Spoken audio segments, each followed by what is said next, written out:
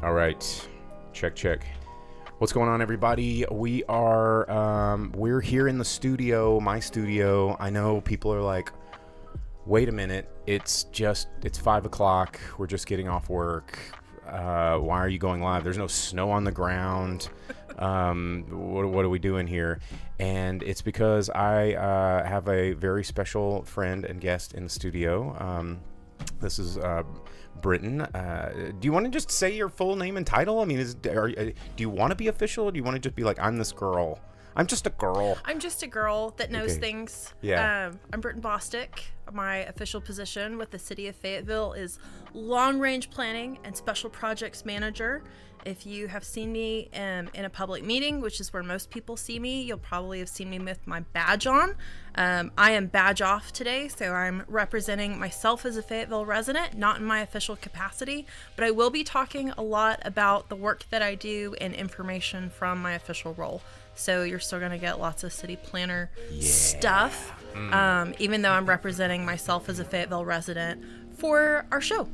Cool. Well, I dig it. You also brought cookies, which is awesome. It's Girl Scout cookie time! I know. These are toastiers. They are French toast inspired cookies dipped in delicious icing. What Girl Scout did you buy these from? Can we give a shout out to Yes. Shout out to Montana. I work with Montana's mom, and every year I get the best Girl Scout cookie hookup. I get a message that says, time to order.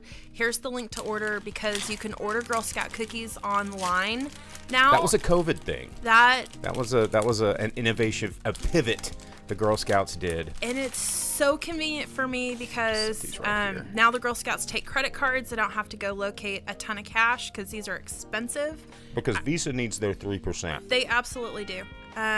So I used to sell Girl Scout cookies for $2.50 a box. I think they're now $6 a box. Still worth it. Still want to support. I'm a lifelong Girl Scout. They wouldn't let me leave, so they made me a lifetime member. Correct me if I'm wrong. I was a Boy Scout for a couple of years, and then our troop leader disappeared mysteriously when I was a kid. Like, we showed up to his house for like a Boy Scout meeting, and he was gone. Whoops. Yeah, it was insane. But how many do y'all merit badges? Was that a thing? Yes. How many did you get? Like over 100. Whoa. I was a go-getter, so I got like when I was a brownie. You're browning for 3 years if you stay the whole time. When I was a brownie, I got every single merit badge that was possible at the brownie level in the early 1990s. Like a brownie supreme. Yeah. Yeah, the ganache and all. Aren't these really good though? Like, don't sleep on the toastiers. They're amazing. Yeah, they're not toast nays. They're toast yays. They're very, very delicious. Like you said, it's because I asked you, I was like, what the hell is this? And you're like, it's like a cinnamon toast crunch was a cookie. And it's delicious. But yeah, so I am going to have a little sip of booze. You don't have to join me, but it's because, we're gonna get things started. And today we're gonna talk about, fun stuff, obviously, because Girl Scout cookies are amazing. But we're also going to talk about some, maybe not some fun stuff. We're going to talk about breaking out of the algorithm. We're going to be talking about, how can you make a difference in your world? How can you be a city leader? And do not feel afraid to chime in. If you're viewing this web stream in the future, because it'll be up for probably 30 days until Facebook deletes it. But I already see people are giving us thumbs up on the videos, so that's cool. But if you've got a question, if you want that answered, I think I'm going live currently on YouTube and Twitch and Facebook. Just throw it in the comments, and Britin and I will try to address those things. And this gal is a wealth of information. She came with graphs, and she came with the city map from like 1908. It was like stretched on a piece of human skin and scanned and kept in the dankest, darkest recesses of the library. And she brought that with us today. It's going to be really cool. But where do we want to even start? Like, what does a long-range planner do? Like, what do you do? Oh, this is such a good question. Whatever I want. It encompasses That's cool, as I almost choke on my brandy at what a dream job that is. No, I have the best job in the city. Hands down, there is not a question. I go around all the time saying, I can't believe they pay me for this. I think some other people also can't believe that the city would pay me for this in a less excited way. But long-range planning typically encompasses the entirety of the city's history and projecting that timeline into the future. Whoa. So we cover historic preservation for the city, which means we're almost 200 years as an established city. And so my work... it's a long time. It is honestly a really long time. And so we were talking about the 1908 map. That map is over 100 years old. And our work covers, Do you want me to just bring up the map while you're talking about it? Map so that people can see? Bring up the map. This is one of my favorite things. Like, check this out. I've got it set to like pinpoint. That's pinpoint right there. But look at this. So this is the plat map from 1908. It shows the subdivisions and the lots and blocks, and mapping is honestly really critical to planning work, period, the end. Legal descriptions, lot configurations, these are all the foundational elements of city planning. And this is not a new construct. This is something that we've been at for a long time. And so this map is particularly great because it shows not only lots and blocks and subdivisions. Oh wait, is this the old lake that used to be in Wilson Park? Yes, it's Trent's Pond. Yeah, look at that. And now, I guess right here is where the castle is? Yes. Yeah, okay. That is correct. So it shows a lot of improvements. It shows building footprints. Like somebody went in and drew all of this by hand and inked it all and did the calligraphy and did the identifications cool. and the dimensions. A lot of these lots are dimensioned. The streets are named. College Avenue, if it doesn't look right to you, that's because it's changed substantially from what it used to be. Remember, that's the old Missouri Road. And so a lot of things are different now than were on this map, but a lot of things are remarkably the same. So like old crusty people telling us what to do. Mark Landry on YouTube, he just commented, he goes, I spent way too much time looking at old Sanborn fire insurance maps. You can't spend too much time looking at those. I love looking at those. Those are another great map. So those for Fayetteville go back to 1886. Whoa! They don't cover all of the city, but they're some of the earlier maps that we have. I love a Sanborn map. This is a much more comprehensive view of the city, only about 20 years later. But as the city grew, we didn't always keep up with those growth boundaries. And so our maps are somewhat limited compared to sometimes the information that I want to get from the past. Because what we have is like the map on the left side, which is the far west side, stops at what's today Razorback Road, because that was the city limits. So we C.H. know, Leverett, like Leverett Avenue. There right? it is. There we go. Leverett Addition. So if you were to go further west, those are farms. Okay. And farm property, but they're not accounted for because they weren't in the city limits, and at the time they were focused on mapping only the city limits. And so if I want to know what the farmhouses were on the ground in 1908, I literally don't have a view of that. And that's really... I wish people had known what I would want to know in 2025. No one knows what lies past the dairy building. The dairy building. It's ghosts. And look at how small the university campus is. I know. Now it's most of Fayetteville. Like it was just massive. The Mechanical Hall and Buchanan Hall, and look at that. The experiment station. Yeah, and the conservatory. It's Colonel Mustard taught it in the conservatory with the candlestick. That's an infirmary. The experiment station. That one's the craziest. This is amazing. And so this is a part of your job, is to like understand this from how did we get from here to 17 car washes on College Avenue. That is exactly my job. How did we get from this gorgeous map to 17 car washes and counting? Except I kind of made that harder last year. And what do we do in the future? And a lot of what I do is about long-term change management strategies for the city. And I know a lot of people would prefer that the city not change, but the consequence of not engaging with change is that we tend to have the worst possible outcomes versus absolutely deciding to engage with it. Well, and that's something that, I think made you and I become kind of fast friends, is that through my tenure here in Fayetteville. By the way, Jody Andrews on Facebook is a fangirling on you right now. Says she loves you. But you know, a lot of people have seen me throughout the years as kind of being like a contrarian and a rabble-rouser and like an envelope pusher because I was all into the arts. And I am, and I'm very much am that. But at the same time, they kind of get really confused when sometimes the whole Keep Fayetteville Funky movement, I'm like, actually, hey, this is a little backwards thinking. Maybe we do need to think about growth. Maybe we do need to embrace some of this change, but we need to. They go, nah, man, let's keep it the same way it's always been. And I go, you don't realize how much that will inhibit like the actual growth that's going to happen, whether you like it or not, you know, and you can, it's like an ingrown toenail, man. You got to clip it sometimes, you know, otherwise it's going to just be grody and curl around, and you're going to have surgery, and then Razorback Road will be leaking all the time because you didn't install the right pipes 15 years ago. Ooh, true but story. you know, like it's the ingrown toenail of plumbing. Hey Merle, how are you doing? Shout outs to Merle over on Twitch. But yeah, so that's your job. That's what you do. In a nutshell. It's a pretty big nut. But I would. My next question would have to be like, so like on a Tuesday, you know, you're going to your office and you're just like, you're not like dusting off all like plot maps all the time.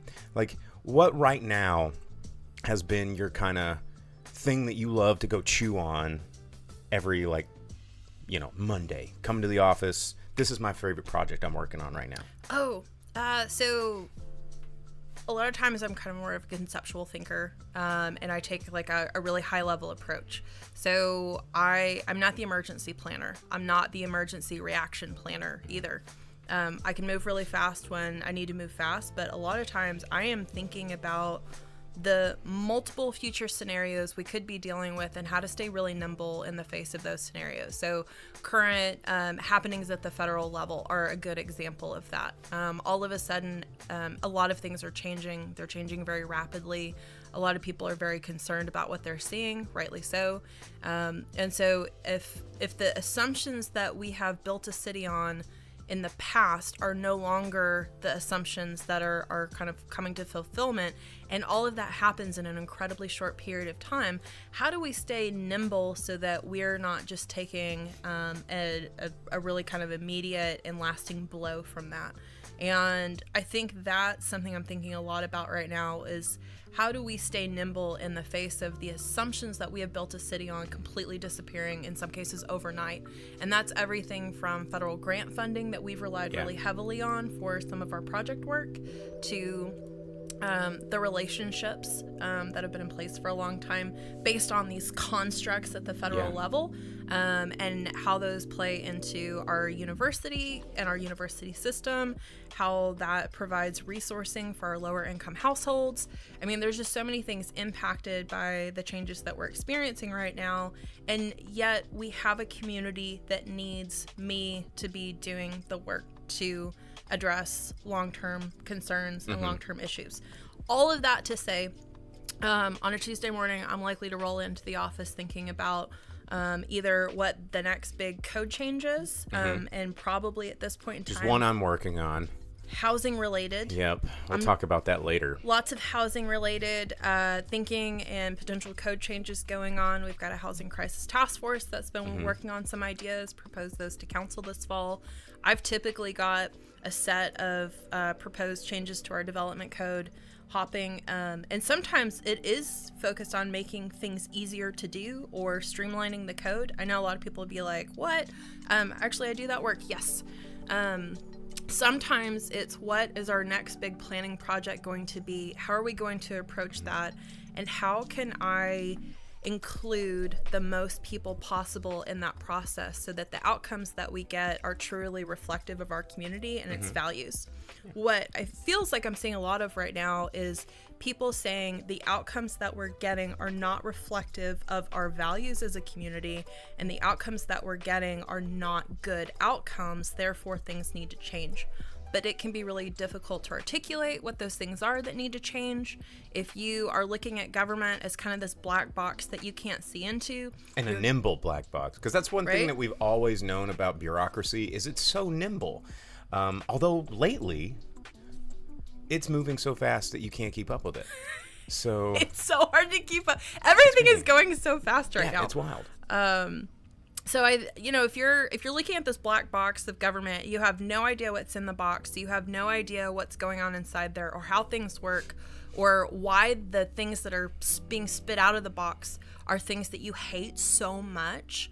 It can be really difficult to figure out how to engage successfully, how to get your point across. And I know that a lot of people are feeling because passion does not always translate into eloquence when you're speaking in front of government, you're speaking in front of lawmakers. And I think you bring up a good point is when you're angry, a lot of times people's instinct is to grab a keyboard and going like, expletive, expletive, expletive, and you're so stupid and blah, blah, blah.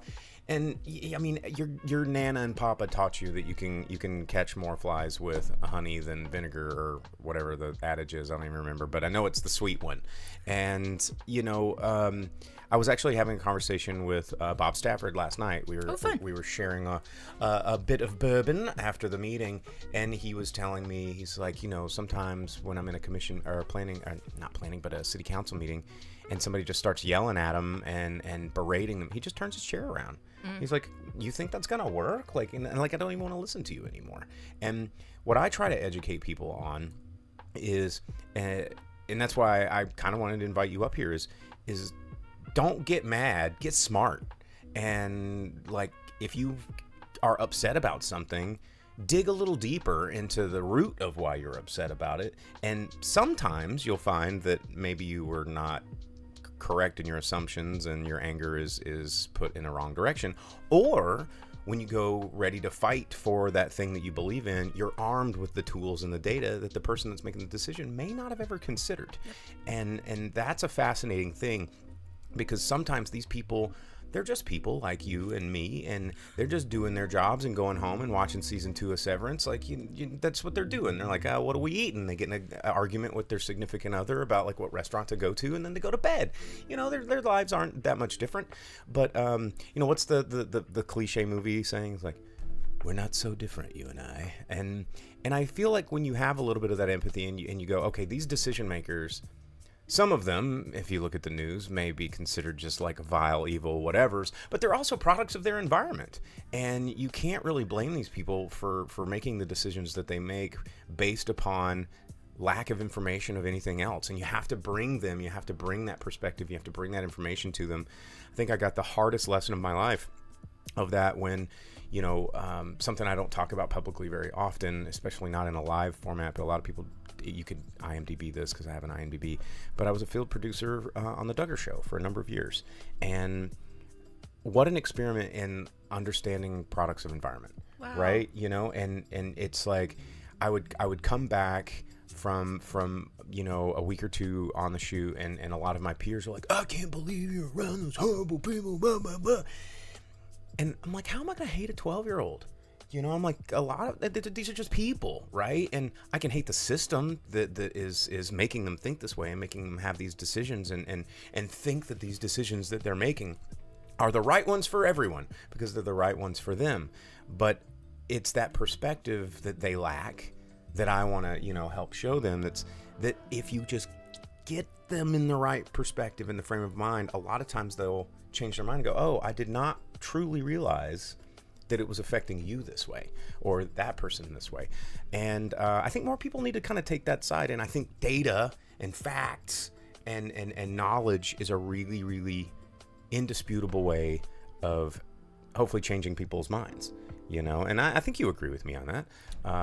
It can help a lot. Yeah. And it's typically what people see me bring forward. So a lot of times I'm bringing forward either history that I can substantiate. I'm referring to documents. I'm showing you what the document says, or I'm showing you what the map says. A lot of times I'm trying to be very transparent with where I got the information and how I came to the conclusion that I'm presenting, because I think it is so important to say, here's how I got here and here's what I'm referencing when I do that, so that people have the opportunity to say, I'm using a different source, or I'm using a different point of reference, or I see your analysis, but I don't agree with it, or I see your analysis and I found an error. And so that providing that transparency, I think, is really important for people on the public side to commit to, because without that, you create these information inequalities that kind of drive these very negative experiences that then create a lot of friction and then begin to build a lot of mistrust. So people don't feel that they're being justly represented or fairly represented or represented accurately at all. That really builds a lot of mistrust. And the more mistrust we build, because people are not committed to showing their work. I mean, like, the most annoying thing you were ever told in school, right, is you have to show your work. Why do I have to show you the work if my math is correct? And it's so funny that I was why do I have to show you my math if if it's correct? I was that kid. And so it's like really annoying to us, right? Like, why would you burden me with this additional work I don't need to do? It's just because we were the smartest ones in the room. Duh. Right? Yeah. And then, how many degrees between us? 6, yeah. I think.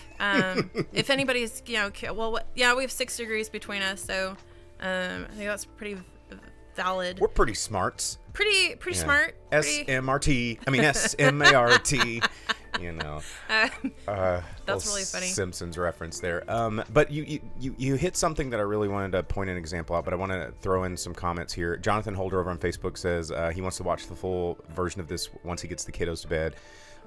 Thanks for doing this. Excited to hear the takeaways. Oh, cool. We've got Merle over on Twitch saying that he saw a Reddit thread a day or two ago that was posted by a Texas student saying that housing is starting to book up already for 25 and 26, and that he wants to equip himself more with tools to advocate an implied warranty of habitability for renters. That's Mark Landry on YouTube said he loves finding the old drive-in theater spots. I think this was referencing the old map. Yay! Like the Fiesta Cinema on the side of the old 71 drive-in. And then Night Owlishly just now asks, who is the guest? I'm in a grocery store trying to watch on my phone screen. Well, this is Britin. She's the long-range planner for the city of Fayetteville and special projects manager. And we're going to be talking about city stuff and planning stuff and data stuff. Which grocery store are you in? We want to know what you're up to. Where are you shopping? Check and see if they have egg whites, because nowhere has egg whites. And I need them for the bar because I can't make whiskey sours or amaretto sours or 3 of our cocktails that require egg whites. So I had to switch to aquafaba, which I'm not a fan of because it smells a little funny. It's just chickpea water. Dirt. Yeah, it does kind of taste like dirt. But when you put a lot of booze in it, it's fine. Oh, cool. But it does make that frothy, foamy, luxurious texture, but it's not as good as egg white. Anyway... what I was going to say is when you were talking about inconsistency and trust in when people are providing evidence and not showing their work, it reminds me of the last planning commission meeting I went to. Not the last meeting that they had, but the last one I went to, which had that big, they tabled once again the huge development that is like got everybody up in arms. Whole Foods. Okay, there you go. Whole Foods. That's where Night Owlishly is right now. Woohoo! Mark asks, are there any tenant right unions in Arkansas? It's my impression that all the legislatures in Arkansas are landlords, and we can't expect them to make laws that benefit renters.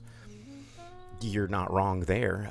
Same with the Arkansas liquor lobby. The liquor lobby only lobbies for the distribution of alcohol, not necessarily us who make cocktails for it. So that's a whole other thing about where lobbying and where these unions at the state, who they benefit. And it's not always the people that you think.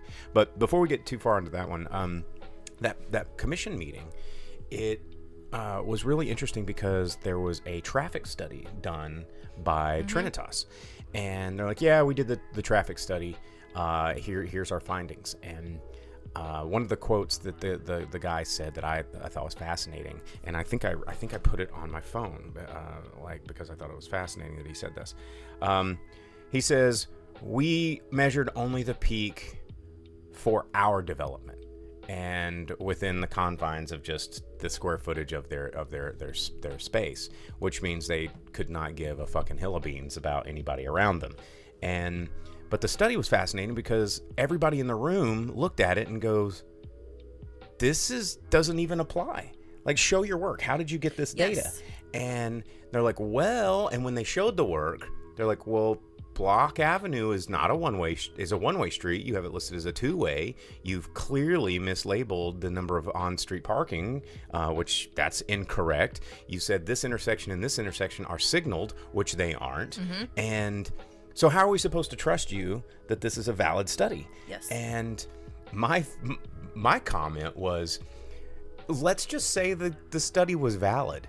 And given the fact that we know that the study was conducted for a student housing development on a week that all the students were out of school and home for Christmas break, but 2 incorrect traffic signals and a one-way street that they thought was a two-way street, and it still only got a D rating.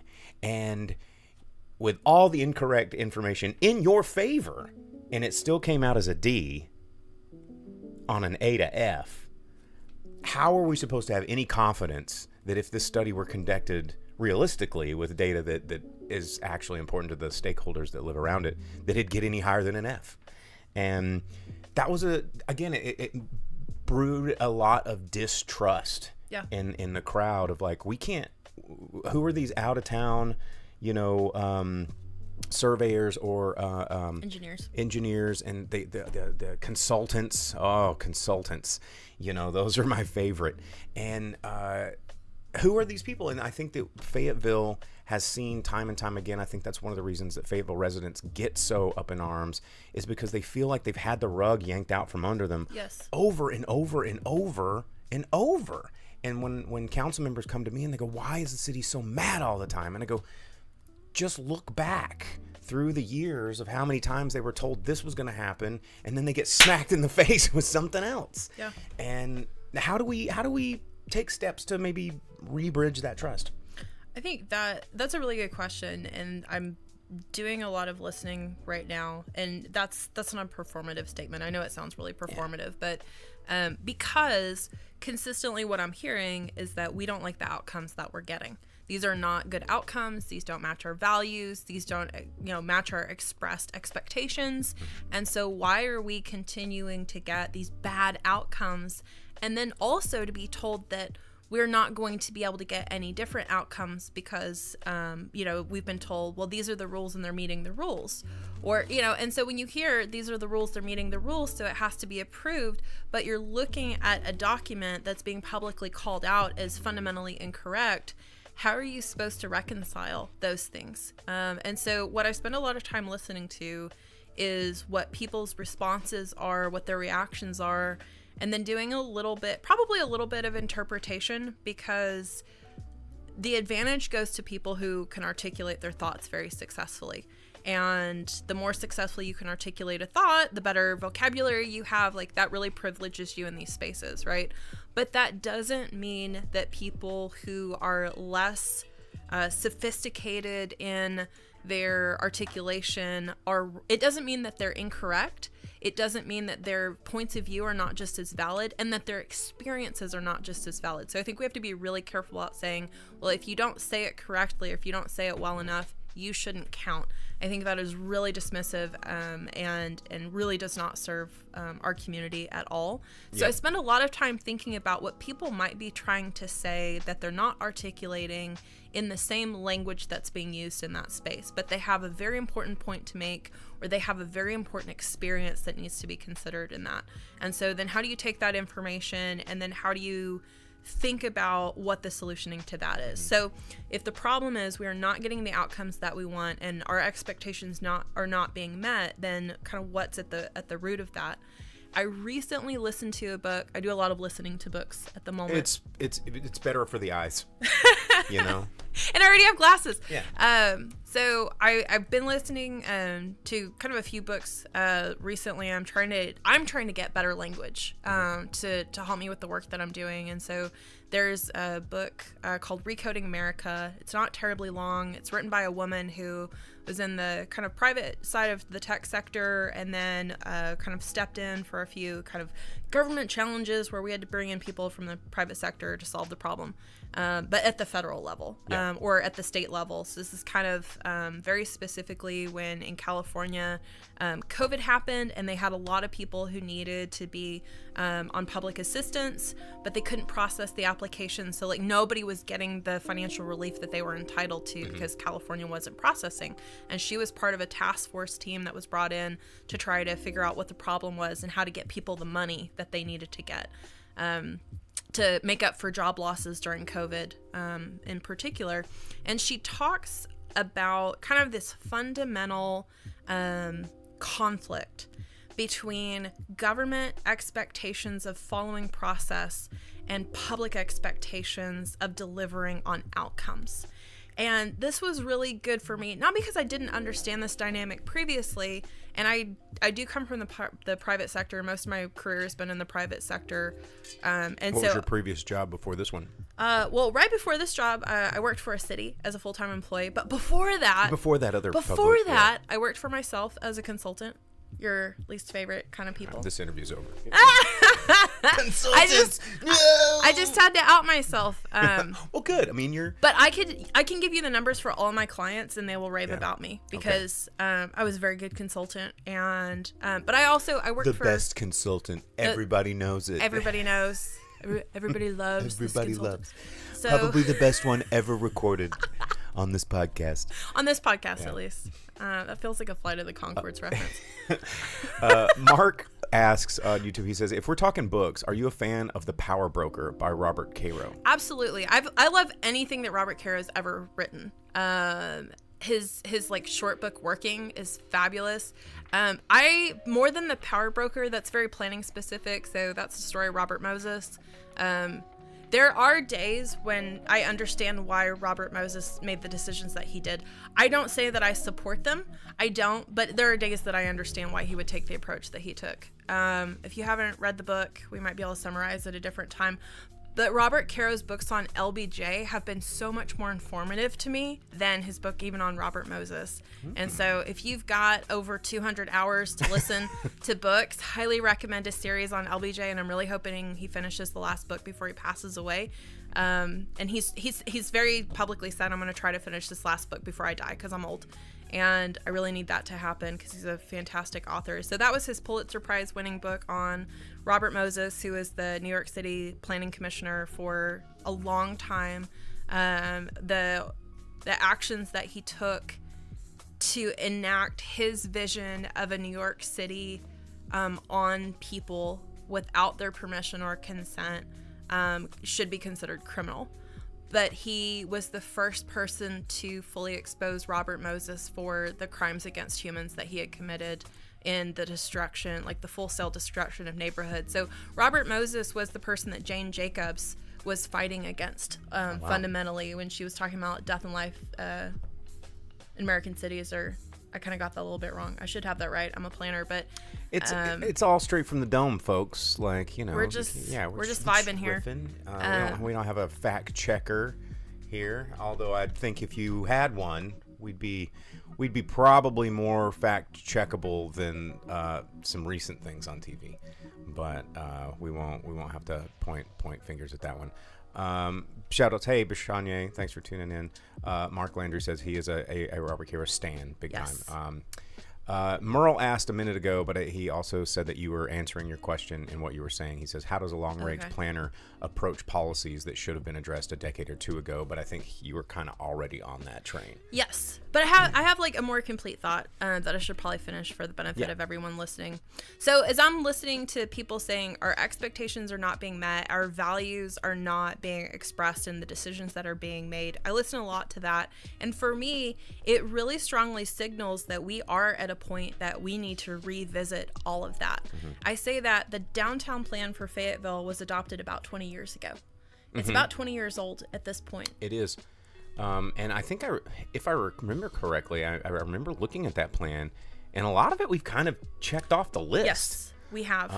And I can't remember, there was one glaring one that we haven't checked off the list, but we've also made it impossible to check off the list. And I laughed, and I couldn't remember what that one topic We're gonna have was. to figure out what it is, because I need to know. Is that like posted online somewhere? It is online. You have to go under government. Okay, like on the top tabs. It's a little bit crazy. Yeah, I love it when not you obviously, but other city people have like told me, they're like, oh yeah, everything's on the website. I don't know why people don't have more access to this information. It's just at www.clownpenis.far_fayetteville.gov # #PDF.123. It's just there. It's right there for all of you to find. But okay, let's take a let's see if a city employee can find something on a city website. Okay, here. Do we want to let's let everybody play. Like I'm the second result. Boom, look at that. You are. Okay, so here we go, everybody. We're all here together. We're going to go to the City of Fayetteville official website, and I'm going to pull this tab up, off, and maximize. Okay. All right, where do I go? I think it's actually under government. Government. Which is not intuitive. But you kind of just have to hover and then master plans. Master plans. plans. It's also not alphabetical entirely. Maybe it is.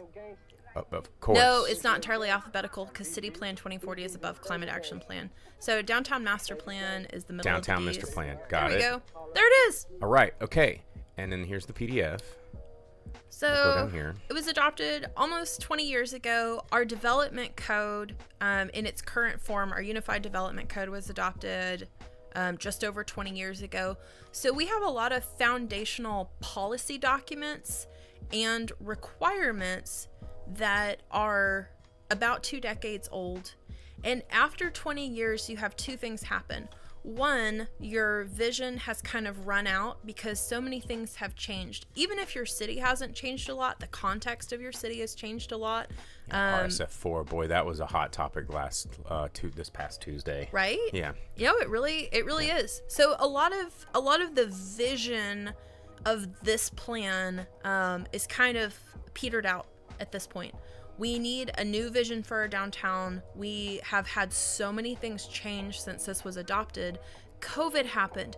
The university is double the size that it was. Our population is significantly larger. Like, so many things in Fayetteville have changed in the last 20 years. So the information that we had and the decisions that we were making when this plan was adopted may not hold any longer. And we need to revisit that and say, okay, everyone, what is the vision? What are we trying to achieve? And then work out how we get there. And it's probably going to be substantially different. There is a level of development happening, particularly, I know, in downtown, but also on the edges of downtown. Oh, yeah. There's a level of development occurring that this plan never fully imagined. And so this plan doesn't sufficiently address the edges of the downtown because it was never set up to do that. So I think it's really important for us to get back. And the city council has approved a budget to redo this downtown plan. I'm excited about that because I'll be working on it. But it's really important for us to get back together as a community and say, okay, now we have more information, more time has passed, conditions have changed to some extent, but in some cases maybe they didn't. Now we need to reconvene on the question of what is our vision and what are our goals for our downtown moving forward. Yeah. And then how do we make decisions about how to achieve those? Because this is a document that gets referenced a lot in additional decision making. Yeah, I mean, I'm looking at this one right now, Special Places, which it was like, there are spots in the downtown that people love, and they're the quote-unquote postcard pictures of the town. Fayetteville residents have favored these buildings, streets, and scenes like the way they are, yet think that they could be even better with slight adjustments. Blah, blah, blah.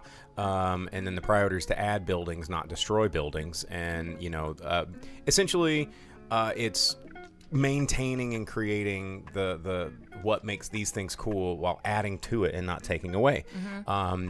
And I think that would be a really cool thing for everybody to read again. But, So there's probably a lot of really good content in here that would still hold true, but there are probably some assumptions here it is. here. Oh, is that the list? I think this is the list I was talking about. The immediate projects, the in our generation, and long-term projects. And I think I was in a meeting, and Merle says 20 years seems like a long time for a quickly developing city. Yes. Merle is correct. Yeah, you're very correct, especially now. Yes. That was something that I said in a meeting not too long ago. I was like, things often move at the speed of bureaucracy, but the speed of capitalism is quickly making that it's fast. irrelevant. And we can't keep up with the way that coding and ordinances and some of our just plans are set at the moment. And these companies are coming in and seeing that, and like, there's no way they can be nimble enough to not let us get the steamrollers out. And so let's go over this. Immediate projects: completing Dixon Street. I think that's complete. I think it's completed. Because I think that was the streetscape. I Yeah. don't think that was building related. I think that was Right, it was streetscape related. Number 2, a parking lot transformed. Which parking lot was that? I Oh, that's the Ramble. Yes, that is done. Redevelopment of Mountain Inn. Nope. Yeah, well, that would have been a really good project had Brandon Barber not ended up in jail and lied to a lot of Yikes. people. Yeah, he's in jail in New York. Oops. Yeah, oopsie daisy. Not all developers are good people. And again, one of those pull the rug out from Fayetteville. Everybody said, this is probably not the greatest idea. This guy doesn't seem like he's he's got more money than you. So according to Worthington's law, you're wrong. And so redevelopment of Mountain Inn. Yeah, that one didn't happen. Infill along Block Avenue. Block Avenue is a shining example of how things can go right.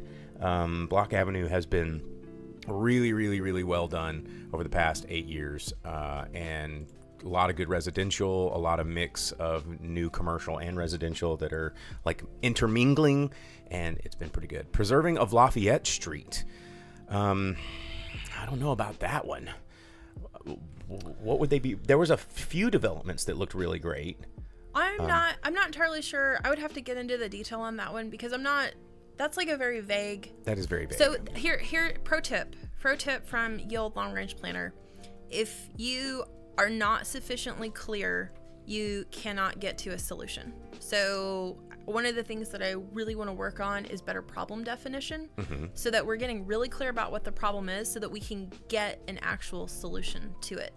So for example, if you say there's a housing crisis, that is very broad and very vague, and there's no solutioning to the statement, we have a housing crisis. Yes. If you say we do not have any property that is affordable to people making between $0 and $25,000 annually, and there are 400 households that need that. I'm not saying that's the case, I'm just saying that's an example. But if you say we have a problem where we do not have property available that's affordable to people making between $0 and $25,000 a year, and we have 400 households that's the condition that they're in, that's a solvable problem because you've identified there's a specific income level, there's a specific number of households that have to be served, and you can begin to build solutions around that. That's a much more solvable problem than a housing crisis. And so a lot of times we need to really dig into problem identification so that a solution is available. And so I think about that as much as like the downtown master plan is meant to be like a larger kind of conceptual document from which policies are built, from which code language is built, you still in that document have to get good at problem identification if you want to have a clear set of solutions or a clear set of actions moving forward. And I think one of the things that people are feeling very challenged by, but maybe are having a hard, I think people know this, but they're having a hard time articulating it, especially in a public realm or in the kind of pressure cooker that is city council chambers. Ooh, boy. Which is really intimidating to be in. That podium is sized for people much taller than I am. To speak on that podium, I am a man who has been on stage in front of literal thousands. I've performed in front of people. I have shared the stage with celebrities. I've been in the presence of Academy Award winners. I host a freaking podcast. I'm on TV every Saturday. That podium makes me sweat. Yes. And I have no fear when it comes to speaking in the microphone. And that podium is nerve-wracking. It is, especially, I think we're a similar height. I think you're a little bit taller than me. I'm not particularly tall, so I'm swallowed up by that podium. And if you've ever seen me present at it, if you've seen me on camera, I can barely, I'm kind of like cut off from here, and this is about all of me that you see because it's not scaled for me, and I have to pull the microphone way down. Yeah, and then it makes a horrible noise. And so when you are in what feels like a pressure cooker in a very intimidating space, you are at kind of a physical disadvantage because you have, if you're there for planning commission or if you're there for city council, you have people kind of peering down from you from this massive wooden dais. That's like you're in that dream where your pants are off in junior high and you're just like, no. And then also, like, because of the kind of the radius of it, you have people who are kind of at the edges of your peripheral vision. And so that's a little bit disconcerting because you cannot get a full view of everybody looking at you all at the same time for most people's field of vision. And so all of the things are kind of set up to be very intimidating. And then you're expected to go, and be eloquent. Be very eloquent and not have pit stains. And you only have 3 minutes to do it. And then maybe you're going to get interrupted in your 3 minutes and know you have 30 seconds. And that's really disorienting. And so, like, everything is not set up for success. And so if you have ever felt like that was really nerve-wracking and I feel bad about the way no, please understand that, like, you are having a very normal experience for this situation that you're in. Yeah, Mark Lander suggests bringing apple boxes for people to stand on. I have actually talked about bringing my own step stool on purpose to, like, make a point so I can step up and then, like, be sufficiently tall for that podium. Merle asks, what things can a city leverage to be more agile when it comes to the developers and aforementioned unexpected results that citizens aren't satisfied with? So what I really want to get people on board with, and this is probably going to be one of the least satisfying things that I say on our show, is I want people to work to have proactive solutions and not reactive solutions, because I think what we're feeling, and part of the concern that people have, is we're being pushed onto our back foot. And we're being put in a position where people only feel that they have the option to be reactive, and nobody feels like they have the opportunity to get ahead of the game. And making a switch from being reactive to proactive takes an incredible amount of energy. It takes a lot of resources, and it's very, very challenging in the context of what we're all experiencing right now, which is very rapid change, the dissolution of societal fabric, what feels like a complete rug pull on resources that have been in place for a very long time that are critical to supporting a lot of our community members. And so I know it's probably very dissatisfying to hear me say, like, we really need to get proactive instead of being constantly reactive, but that's the reality of it. Because if you only react to things that people have already gotten submitted, then you're never going to get ahead of the problem, and you're never going to be in a position to set the framework in which people are doing this work. And so that's why I think long-range planning work really needs to step up and make sure that people are invited to participate, not just have the opportunity to participate, but, like, are actually invited to participate in the work, because sharing your values in a way that has tangible, identifiable outcomes for the results that you're seeing in your city, that's fundamentally what this needs to be about. And instead of people only getting the response, well, they're meeting the rules, therefore it's fine, or therefore it's going to be allowed, well, then we need to be creating the rules under which those things are coming in, right, in order to get different outcomes. And so that's why I think it's so important. We have a pretty hefty queue of long-range planning work that's setting up for potentially the next 5 years. And that is going to be asking our community members to be in the proactive work side of things and put a lot of focused energy there. And that's where a lot of my focused energy is going to need to be. So as we redo the downtown master plan, I know we have a lot of calls to rewrite our development code from a lot of people, and maybe people who don't agree in the least too. So it's really interesting when you have people who are not agreeing at all on what the development code rewrite needs to produce, but they're both saying it needs to happen. Needs to be something. So we're going to have to reckon with that, right? But if we're going to do that work, that needs a lot of people to be directly involved so that the outcomes of that rewrite effort are producing the results that people want to see, and not continuing to put people in a position where their only opportunity is to be reactive. Right. And I mean, to put it into some terms that people at home that are on Facebook and on X or whatever you call it now can understand, it's when you tell someone it needs to be rewritten and then aren't a part of the process of the rewrite, yes, then it's just going to be rewritten by the people that you probably didn't like writing it in the first place. So, be a part of that action, and then when it does get rewritten, you can be upset realistically because you were a part of it. And you can say, oh, well, that didn't have the outcome that I thought. Well, and then we still have the opportunity to change things, right? So what I think what's so interesting is a lot of people don't see the code change work that I do. because it's trying to make very consistent but relatively small changes to try to get at those different outcomes. But a lot of it doesn't come with a lot of fanfare. So you may not be seeing that work because it may not have hit the radar of something that people find bad. And so they may either see it and they go, oh, that's not a big deal, or they see it and it's not that interesting to them. And so it's not hitting their radar that a lot of code work is already happening, that a lot of code rewriting is already happening. I'm working on parking revisions right now in response to all of the concerns that people have shared, saying these are not the outcomes that they want. And so if I can get back to kind of the process-oriented versus outcome-oriented conflict that a lot of people experience with government at all levels, a lot of times people on the government side feel that they are being held to a process. The expectation is that the process will be followed because, for example, if city staff don't follow the correct process and they're out here wilding, how is that okay? Right. And we're going to be called out for that to a certain extent. You're going to be called out for anything, no matter what. That is absolutely true. You know, Dee on Facebook just says, I love this non-traditional public engagement with government. Thank you. But you know, one of the things that I think is interesting is I was having some conversations with planning commissioners about, because I didn't know how the planning commission worked. Absolutely. You know?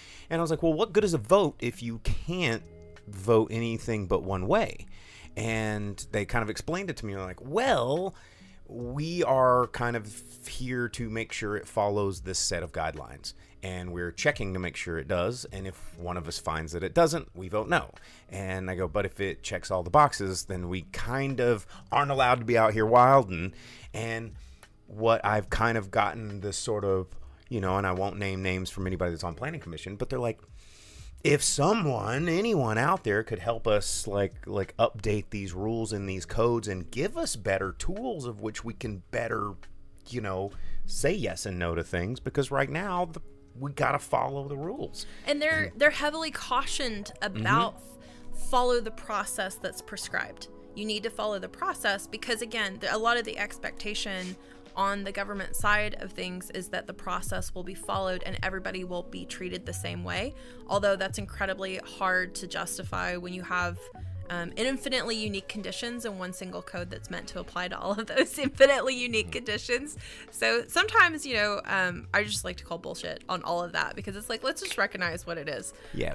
It's a one size fits all code that has to fit all of these different configurations. And that is really, really challenging. It's so hard. It's really challenging. And so what I think people are also in a lot of ways asking for is saying, hey, we need something that's better sized or right sized for the conditions that it needs to be able to address. And especially for our rapidly changing city. growth. Or what I'm increasingly getting really interested in is I continue to hear that people are very dissatisfied with the outcomes that they're seeing, to the point that they're saying we need a new development code. We need to change all of these things. This is not okay. This is not producing good outcomes. And let me be clear, that's not just from Fayetteville residents. That's also from the building and development community. Yeah, they absolutely. are also dissatisfied with outcomes that they're seeing. But one of the things that I'm hearing pretty consistently, I think, is that people across the board feel that the wrong kinds of projects have the easiest route through the process. And this is just me spitting off the top of my dome. I feel it's because some of these projects are so new and different that they don't fit any of the existing code. And it's kind of like when Napster hit the scene and upended the music industry. It's because no one even knew what to do with this. They're like, we've never seen this. We don't know how to do it. We'll take the rules that we kind of have and apply it to that. Right. But then we're seeing like these outcomes aren't good because this is not this. And we're learning that it's similar but different. And we don't have new rules to fit those things. I think that is an incredibly astute observation. And a lot of our code, and if you got to see me present the housing assessment in October 2023, you would have seen me tell the council, hey, a lot of our code and our zoning is based in the 1970 kind of outlay of our zoning and our development code. And if you look at the code then and zoning then, if you look at the code now and zoning now, you will see remarkable similarities. And so this is why I think engaging with change rather than resisting change is so important, because when you resist change, you're essentially saying what worked for us in 1970 with the assumptions, societal attitudes, preferences, and prejudices that were at the forefront at the time, those are what we're applying to a 2025 Fayetteville, which is a much larger population, which has a much larger university, in which we don't necessarily hold those same attitudes or assumptions, in which a lot of things have changed. But if your code is deeply embedded in those 1970s attitudes and decision making, and you're trying to have a city that reflects the values and community that are so important to us today, there's going to be a real mismatch, and you're going to feel very hamstrung by that. And I think that's also some of what we as a community are experiencing right now. So what is the purpose of a development code rewrite? It is to acknowledge that we need to adjust because the things that we had at the time are no longer serving us. And if you've been through therapy, you may have heard your therapist say, release the things that are no longer serving you. And it's almost like I really want to, encourage our entire community to do that and say, let's go ahead and release the things that aren't serving us. And we can, in a lot of instances, make very clear identification of what those are. I agree. But because you can actually see the language from the 1970s in our code in certain places, you're really having a mismatch. And to your point exactly, because that version of the code and because the 2003-2004 version of our code never properly anticipated the conditions that we're facing today, we're not adequately prepared to deal with them. Yeah, because going back to the very beginning of this, this is what Fayetteville looked like a long time ago. And if we had just kept Fayetteville this funky, then nothing would have ever gotten planned past, what was it, the dairy barn, or what we were making fun of it there, the dairy building. Do you want to go put a historic marker for the dairy building? I want to. R.I.P. dairy building. So if this is Maple Athletic Park, this would have been Razorback? Maple and Razorback. So the dairy building, that's a part of parking lot right now, isn't it? Yeah, I think there's like a electrical box there. We should just go put a cow there, paint that electrical box like in cow print, and then have a little. It's a historic marker. Yeah, now. I love that. I'm in. DJ Merle says, on papyrus? It's like, this was excavated from the tomb of Tutankhamun, as him and his followers depicted this upcoming city utopia of Fayetteville, Arkansas. We were looking at this, geeking out over at the very beginning of the stream, for those of you that are just joining us. A couple of shout outs. Richard Gaithright in the comments wanted to go back and Richard! Yeah, he says two of his favorite people. Wanted to good correction on the John Knock. You are correct. Another fun development hell situation there. Shout outs to Gentovo, saying he loved the comment on proactive versus reactive. Oh, thanks. Let's see, James, who comes to us from Central Arkansas, says, reminds me of all the antiquated arcade code and laws from an age when they were profitable. Yes, and I can speak on that directly, because coin-operated amusement laws oftentimes in today's law fall under the same codes as gambling laws. And a lot of those things, if we want to get geeky with pinball history and how codes don't always affect things in modern times, pinball was illegal in almost every single state until 1970. And it was a famous court ruling in 1973 that a guy proved to the New York Supreme Court that pinball was a game of skill, not chance, because it was illegal to have them anywhere. You'd find them in speakeasies and strip clubs and like all these places people go in and play pinball. But a lot of the times the mob would just use them to launder money because that was the only place they could have them. But it wasn't until that court ruling that they started to get out into the public. And then up in, I think, as late as 2018, I want to say Nebraska had laws in place that no one under the age of 18 was allowed to play pinball and it's like these rules are so old, and the technology or this thing that the rule is supposed to govern has changed and evolved so much that old ordinance or law is no longer applicable and needs to be upended completely. Like, I struggle with it right now because pinball is a functional antique. It's not really a moneymaker, and they still fall into the same. Now it's amusement vending. And it's not just simply a vending machine where, a Star Crunch falls out the front and you're like, all right, I just made $3. It's this piece of historic property that I have to constantly repair and maintain, and it's extremely laborious and expensive, and I'm making maybe 50 cents at a time, but the laws are in place that it makes it very, very hard to own and operate. And that's why you don't see them very often. But anyway, that's good point, James. Awesome. Mark on YouTube just says, are pitchforks and torches considered proactive or reactive? You know, it could be both. Because if you think about it, controlled burns are proactive. There you go. Elvis Moya. Hey, shout out to Elvis. He says, I love hearing about our awesome city. Thanks for going live. Cool. He is, if you guys don't know Elvis, he does a lot of stuff with women's athletics over at the University of Arkansas. If you've never had a chance to hang out with that guy, he is a gem. Lots of good people tuning in tonight. So yeah, speaking of these code rewrites, what you said that you're working on some parking one. Like, what other things are you working on in terms of development that people might be interested in hearing about? So a lot of people are either directly or tangentially familiar with our code for accessory dwelling units, which you'll commonly hear. Planners love acronyms. We love a 3-letter acronym more than anything else.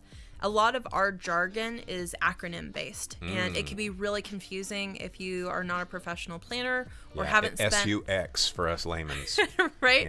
Yeah. Haven't spent a lot of time with us and aren't familiar with our language, and I spend a lot of time thinking about the different languages that people use, and I don't mean that in someone is speaking Japanese, somebody is speaking French, and somebody is speaking American Bonjour, English. Konnichiwa, what up? Look at this guy.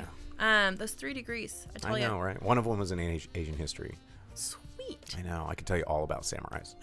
Yeah. That's amazing. Let's do that one next time. Okay. I could learn something. But when you think about the language that we use, even if it's like, okay, well, we're all speaking American English, but we're really not, because people have language specific to their family or specific to their social groups and sometimes their profession. And so planners, in a lot of ways, have our own language. And that language can feel very exclusive to people who are not planners professionally, or who aren't just like the super nerds in town who really get into planning as a hobby. Going to Bentonville, I meant to say it was Walmart just came out, but all the people that live and work there, because I used to work in the film industry and I do a lot of work in Bentonville for different vendors and commercials, they have this crazy Walmart lingo, right? And they all speak in these retail acronyms and jargon, and sometimes I have to be like, look, dude, I know that you think that these 3 letters mean this to everyone, but I can think of 3 other instances that these 3 letters mean something different. So please spell it out for the rest of us. No, for sure. So when I say ADUs, I mean accessory dwelling units. They're called backyard cottages. They're called granny flats. They're called... I like that one, granny flats. Granny flat is really funny. That's one of my favorite ways to call it. But they're kind of like the backyard house that you could either make available to a family member for them to live semi-independently. Or put grandma in the shed. So put grandma in the shed. Don't do an actual shed, though. You need to get a building permit. I'm happy to explain why. But so sometimes also an accessory dwelling unit is part of the main house because it's a carve out for someone to have, again, a semi-independent living situation within that main property. Okay. We have, for a long time, been at the forefront of allowing accessory dwelling units by right. And we started, I say we as a city, I wasn't working for the city at the time, so this literally wasn't me, but people who had a good vision for a future and future housing needs said, we need to go ahead and make these things easier. And this is like back in 2017, 2018. And they put some pieces in our code that made those pretty easy to build just with a building permit. Well, there are still some constraints on those. We don't get enough of those every year that Fayetteville is just being completely overrun by accessory dwelling units. Do you think ADUs. That it's because we put a cap on our STRs? No, they're expensive. They're so expensive. I saw them on Amazon for $15,000. You saw something that a plan kit probably would not meet building code. And it's when I first started seeing those. I remember when I was a kid, because I used to read, instead of like Mad Magazine, I would read Popular Science because I was like that geek. But even in the back of Popular Science, they had those like, send off in mail, like get instructions on build your own like DIY copter and you can fly over your neighborhood. And I'm like, hell yeah, I'm going to build a helicopter. I think that's how my father-in-law mail ordered a Falcon. Okay. once. I was like, oh geez, mail ordered a Falcon? A Falcon. Did it like come like, so it came in a box. And like a live that was when my Falcon box? My father-in-law was a legend, and he didn't graduate from the University of Arkansas.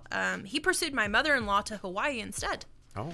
So super interesting family lore. Okay. So he kind of famously mail ordered a Falcon. That's the coolest. Decided that was how he was going to acquire food when he ran away to the Cayman Islands with his friends. They trained the Falcon. They trained the Falcon to hunt. He'd be like, cheeseburger, go! And well, in the Cayman Islands, you're like maybe going to eat rats and a few fish, maybe some other birds. But they made it all the way to Miami before they got caught. With the Falcon. With the Falcon. Yippee-ki-yay, Mr. Falcon.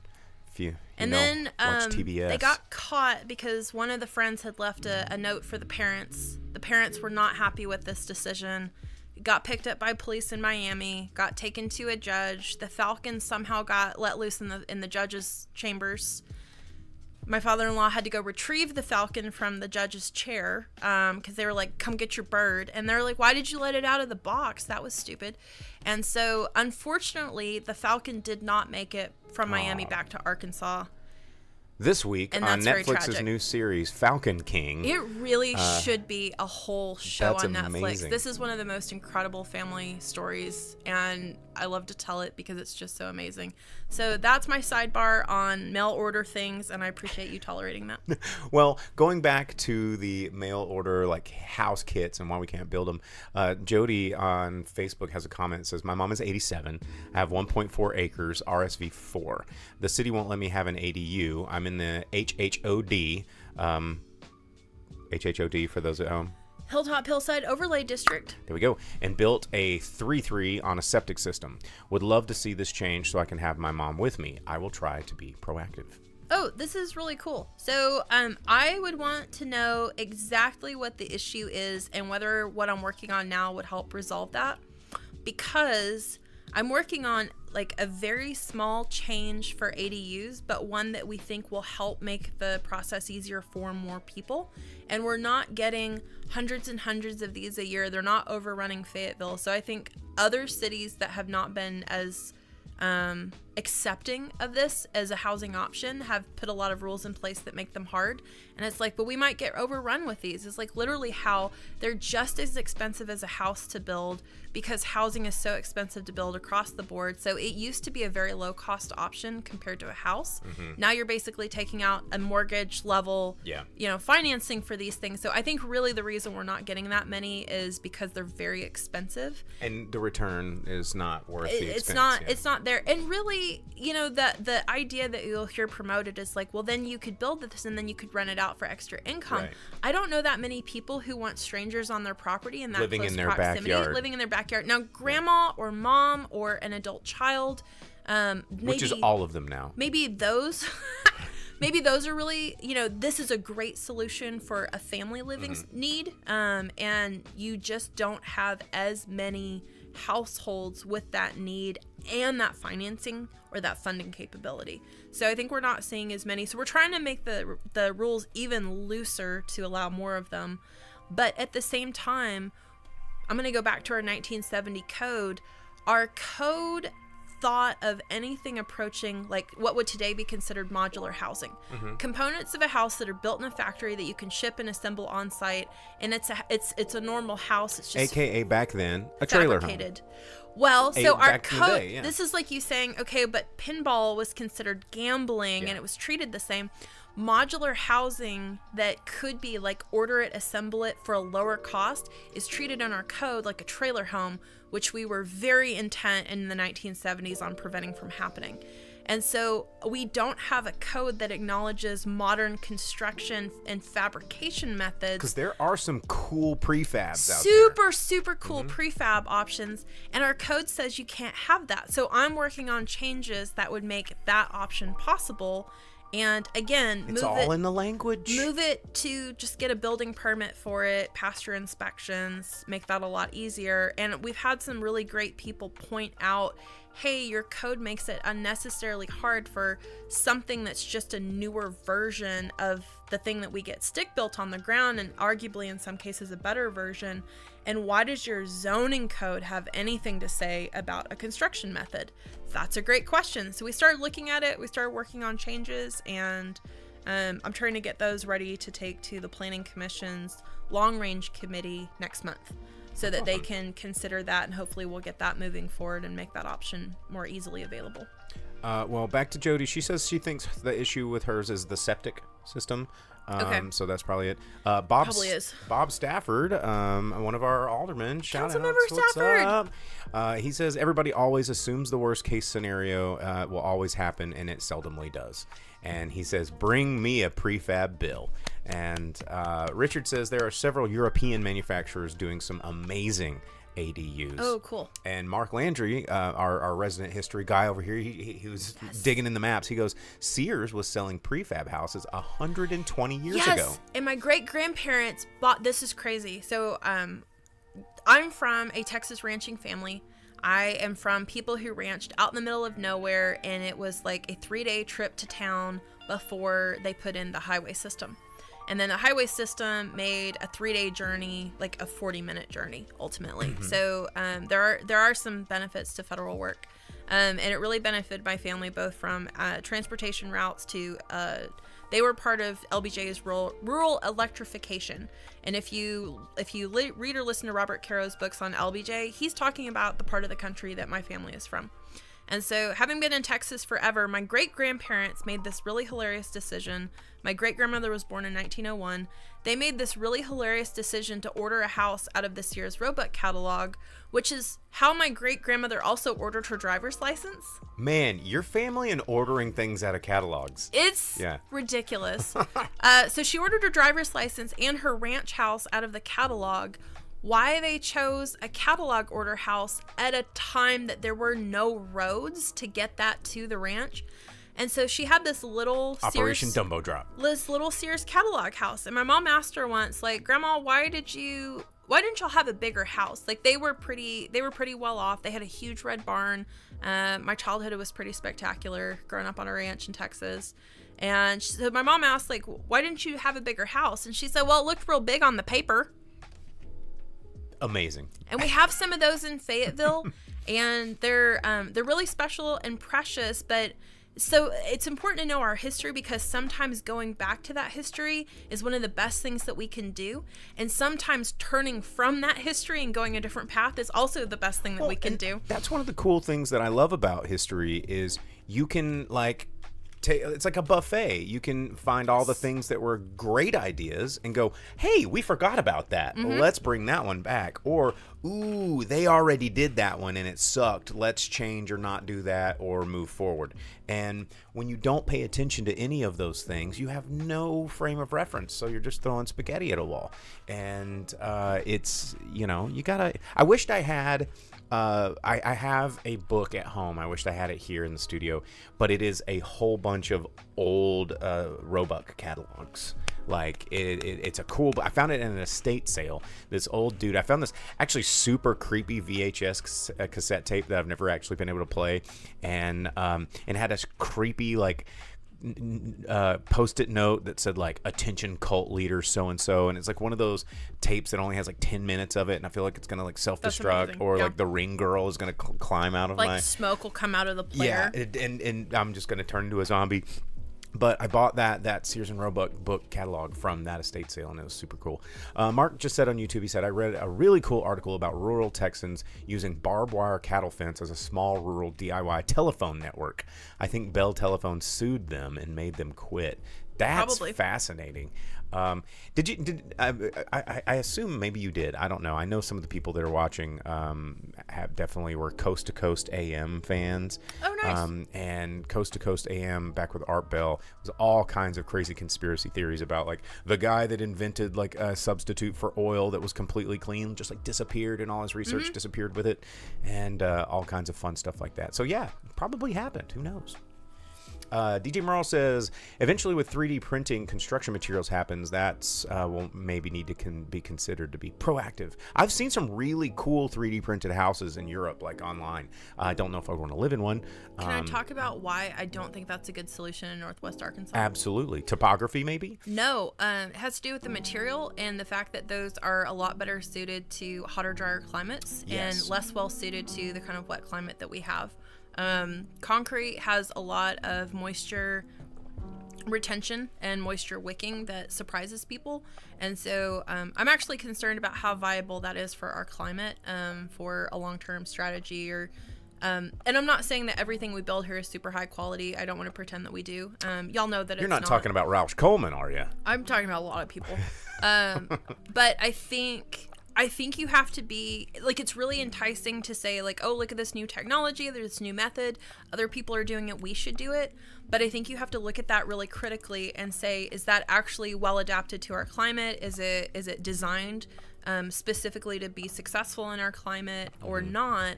Because those are factors, and concrete is an environmentally very extractive material. Those are factors that you have to consider. Is like, if you go and print a bunch of 3D houses, but you get a lot of really bad outcomes for that housing, was that actually a good solution? And I have a lot of concerns that that is not a good solution for us.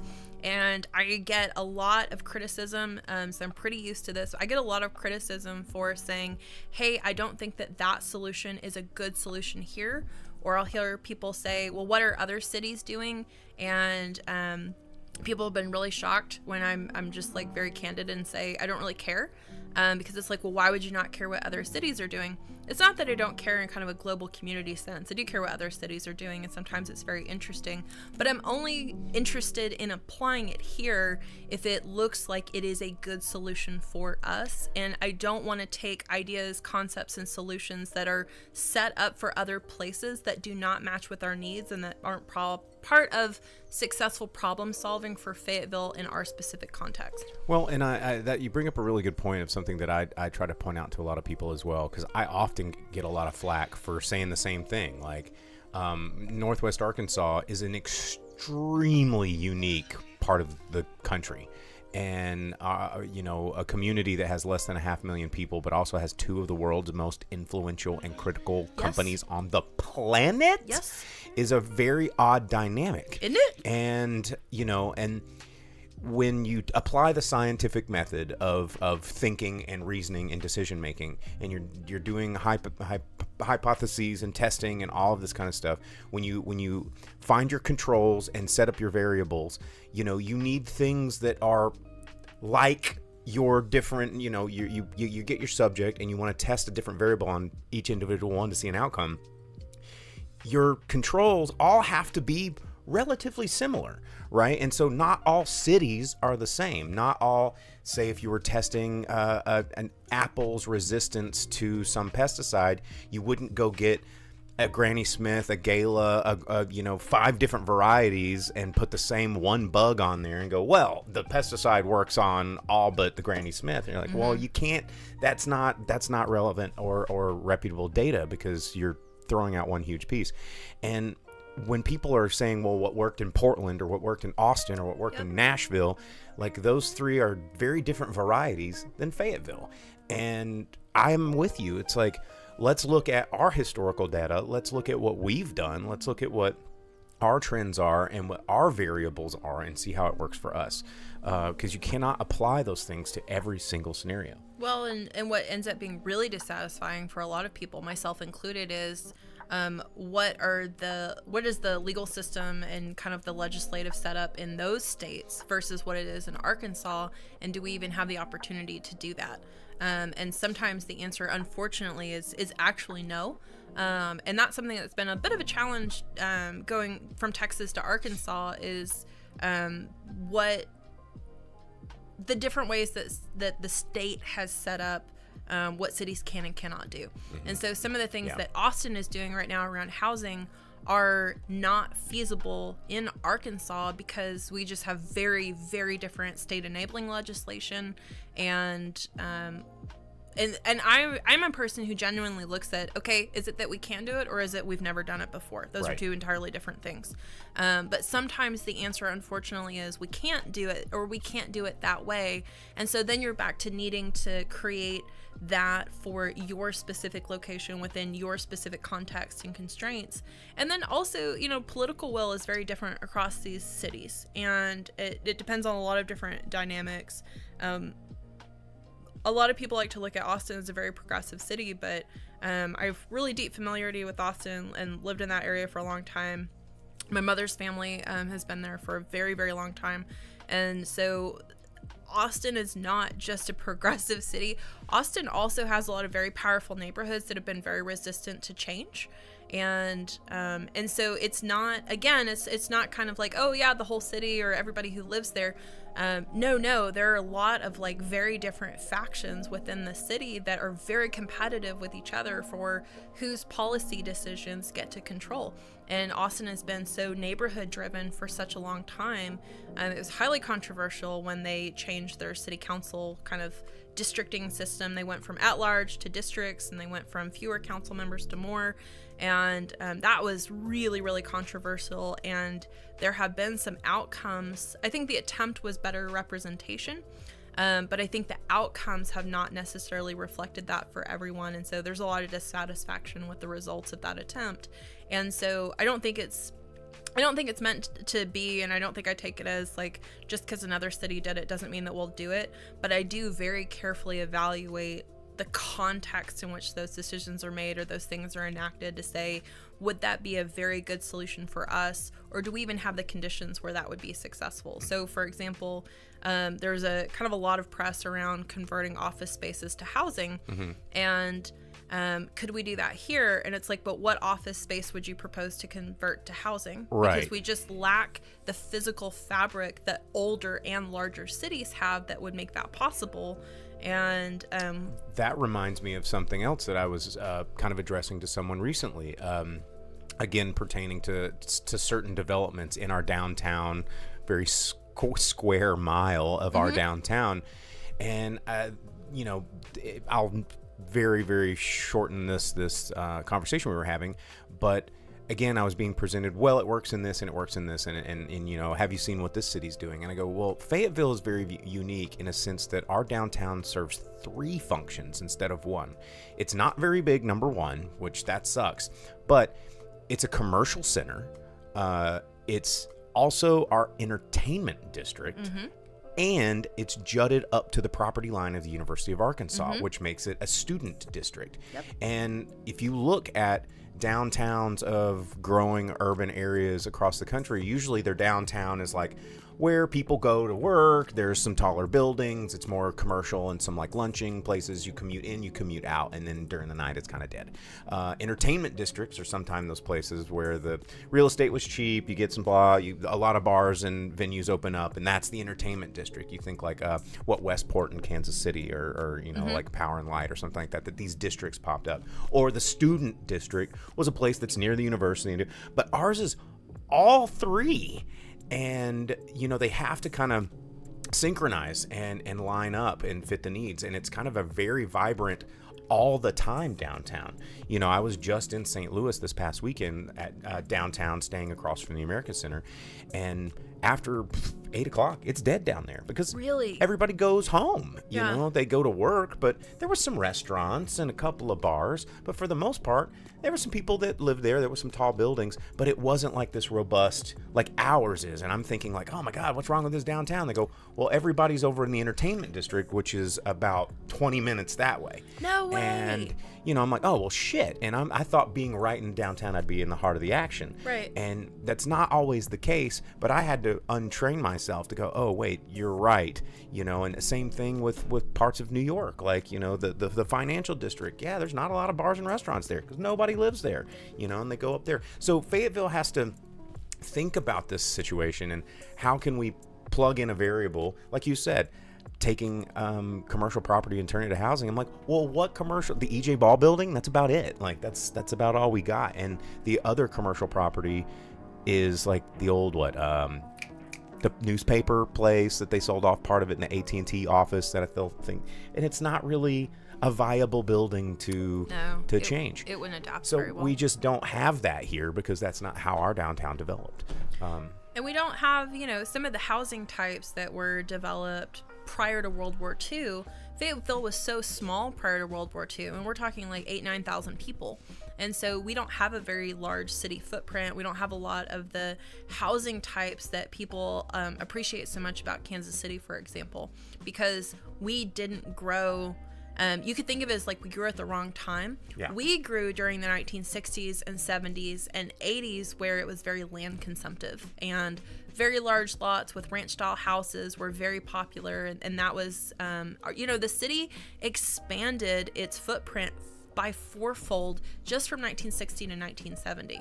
And so that's kind of a wild thing.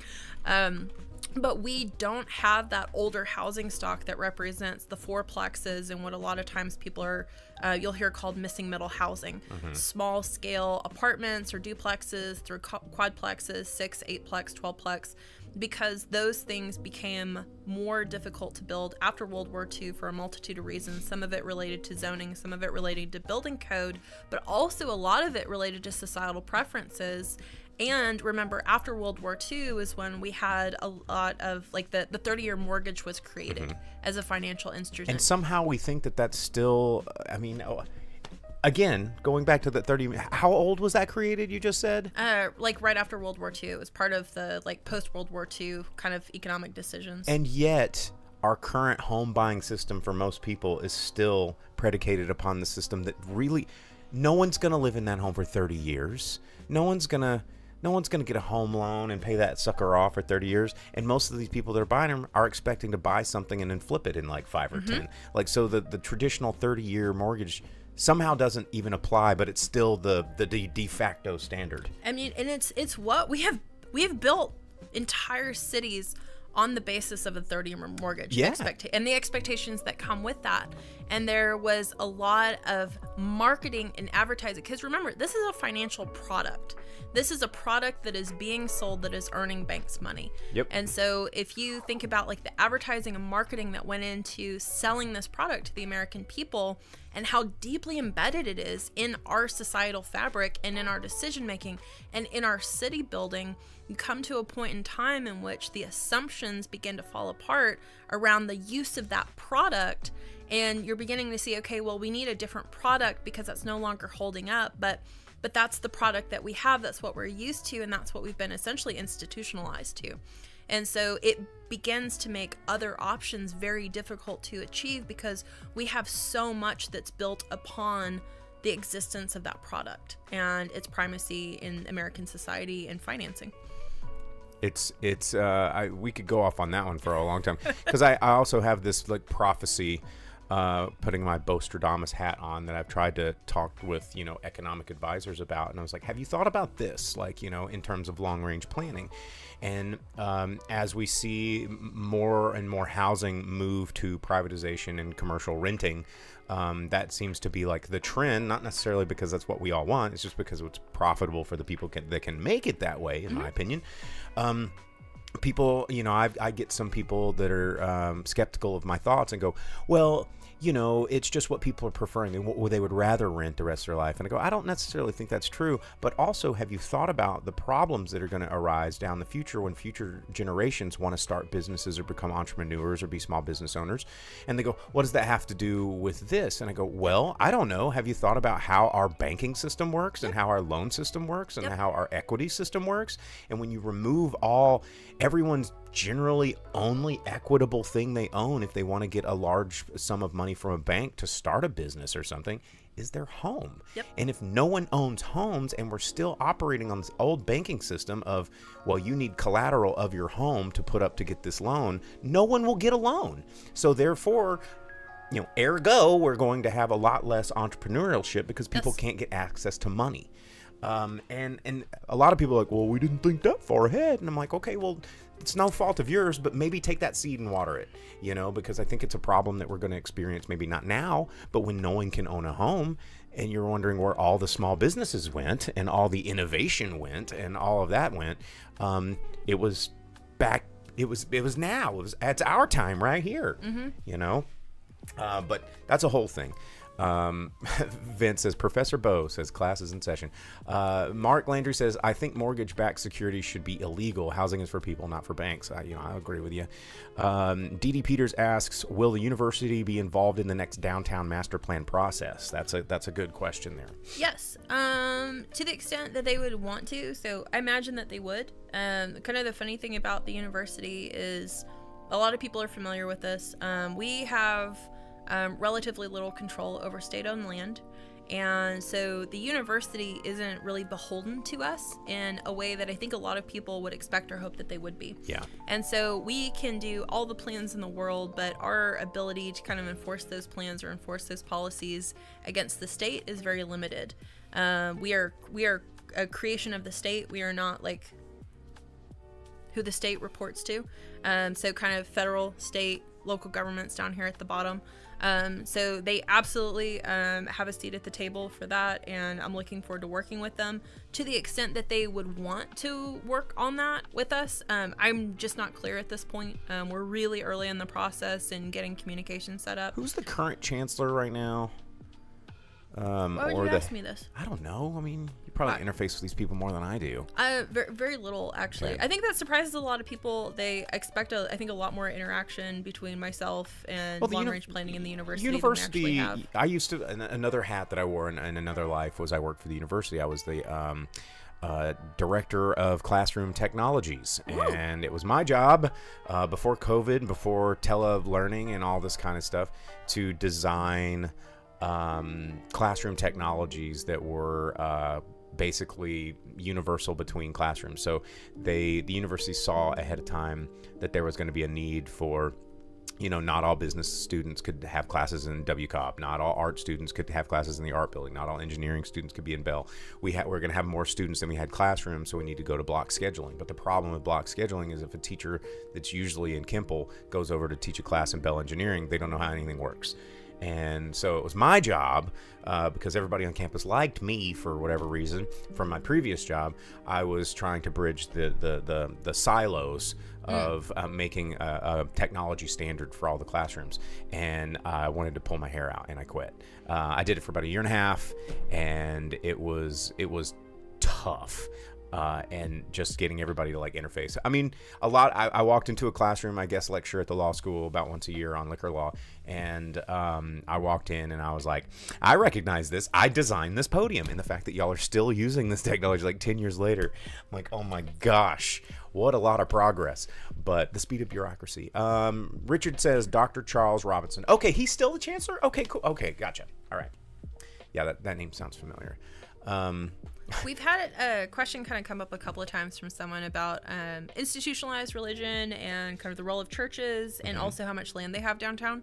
That is so really good attention to that. I have not looked at the amount of land owned by religious organizations in our downtown. It's a lot. And this is where history is so important. And then just acquired more. The church acquired the old Art Ventures building. It was the GCM Computers owned that building, and they rented it out on the corner next to Experience Fayetteville, literally next to City Hall. That is now owned by a church. They bought that recently. So something to think about is, and this is captured on that 1908 map, but the locations of most of our downtown churches, they've been there for a very long time. In most cases, well over 100 years. And so kind of up a little bit, there's kind of a gathering of these darker, you'll see a lot of church names there. So Central Methodist Church, the Cumberland Presbyterian Church, that's where the post office is now. Yeah. So we tore down the Cumberland Presbyterian Church for federal post office. What about UBC? Where's Baptist Church is not. No, that would be right here. Showing. That's that. Where I thought, so in some places they weren't there yet, but in a lot of places the Episcopal Church is on there. So there's all these church locations, and they're still, for the most part, they're still there. Now they might be different buildings, and they might be much more expansive in the land that they're on, but the congregational locations are very, very deep in Fayetteville's history. I love how many hotels we had. More hotels in 1908 than we have now. Hotels. What the fuck? Can I just say that right now? Hotels, lumber yards, and liveries. Yeah, I did see a couple of liveries. We're our downtown. We had horse shit everywhere. Wow, and hotels everywhere. Ton of hotels. Hotel. Right, there's 3 right there downtown. We don't even have. We have 1. There's another one. We were a happening place. Holy shit! 1. There's another one. There's another one. And another one, and another one. It's like DJ Khaled was on the board back then in 1908. Isn't this fun? This is crazy. Look at that. This is so fun. So the history of church locations is really important, and then as that transitions into this post-World War II rapid city expansion, your church congregations are no longer living within walking distance of the churches. Over a couple of decades, your congregation members are now in a land area that's 4 times what it was pre-World War II. And so they're now driving their cars. And so churches naturally go, oh, well, if our congregation members are driving their cars, we need spaces for them to park on Sundays. And this is a point in time in which the value of the downtown was on the decline because people were really obsessed with modernism. People were really obsessed with the automobile. It was special to have a car. It was special to be driving places to conduct business. We have the mall. You know, that's why Jell-O got popular, and I'll tell you that. We'll tell that story later. What a sidebar. But you have the mall coming in the very, very northern reaches of the city. And so you just have a change in the way that people are living and the change in the way that they're getting around. And so instead of people walking to church on Sundays or kind of driving their horse and buggy, they're in vehicles. The vehicles demand parking spaces. And so churches are actually big tear downers of historic homes in order to build parking lots. Not just in Fayetteville, this happened a lot of places. You have a lot of Methodist churches building big parking lots and tearing down historic homes to accomplish that. And so what we have today is, again, a holdover really from the middle of the 20th century, where we were building large parking lots for large and increasingly large congregations. And it's really interesting right now because you hear that church congregations are on the decline in terms of size, that church congregations are shrinking. And so you would naturally think, well, oh, nobody needs these parking lots anymore. Again, that's kind of like an aggregate. But that's not necessarily true for every church congregation. So the situations are going to be individualized, but that means they also have a really important role in our downtown planning process because they are major landowners. They're some of the oldest constituencies in this entire area. They don't have to pay property tax. That don't pay property tax. And they have opportunities that may not be immediately available or evident, but that in conversation with them may end up producing some really good partnerships. So, well, speaking of partnerships, Dee Dee mentioned right now on Facebook, she said the church parking is empty so much at the time, and good to see the city announce a collaboration for parking management today, which over there behind the post office, that parking deck there is a church parking deck, and they have just recently, I was talking to Justin Clay about it a couple of weeks ago at one of my DFC meetings, and they are putting that into the Park Mobile system, and it's going to be city managed as another opportunity and a managed place where people can park safely and hopefully not probably let so many of these kids just take up parking spaces there that live in the condos, which I assume is happening, but I mean, I'm just guessing. No, I think so. That's like a really good example of shared parking, where you say, hey, the primary user doesn't need the parking all of the time, and maybe they don't need it most of the time. So let's find a way to maximize the use of that by sharing the resource. There are churches that are now looking at building housing. There are churches that are looking at other ways to serve their communities. And so, because I mean, right there, I just didn't even think about that. But I guess for lack of a better term, scheme. But, if they're not having to pay property tax and they can buy and be landlords, they're building huge equities for their congregations, not having to pay property tax and still collecting rent and generating revenue. That's brilliant. Stop building parking lots. Let's get some... And let's build houses for people instead of parking lots for cars. Absolutely. So, but wouldn't it be cool if, and I think a lot of people just assume, people take separation of church and state really seriously. Which kind of blows my mind because it's not really the intent. The intent was about regulation, right? Mm-hmm. But I think people somehow have taken that to mean that church and state shouldn't be partnering together on important solutions for the community. And I think that's just fundamentally like incorrect. And so it really is important for us to partner with those groups because they are huge community groups. They have a lot of ability to provide resources to serve our community, and a lot of churches do in Fayetteville. And so having them as important partners and even just understanding what their future goals are part of a successful downtown planning process and really part of a successful city planning process. So I'm really excited to invite them to the table to discuss with us kind of how they see their role in it.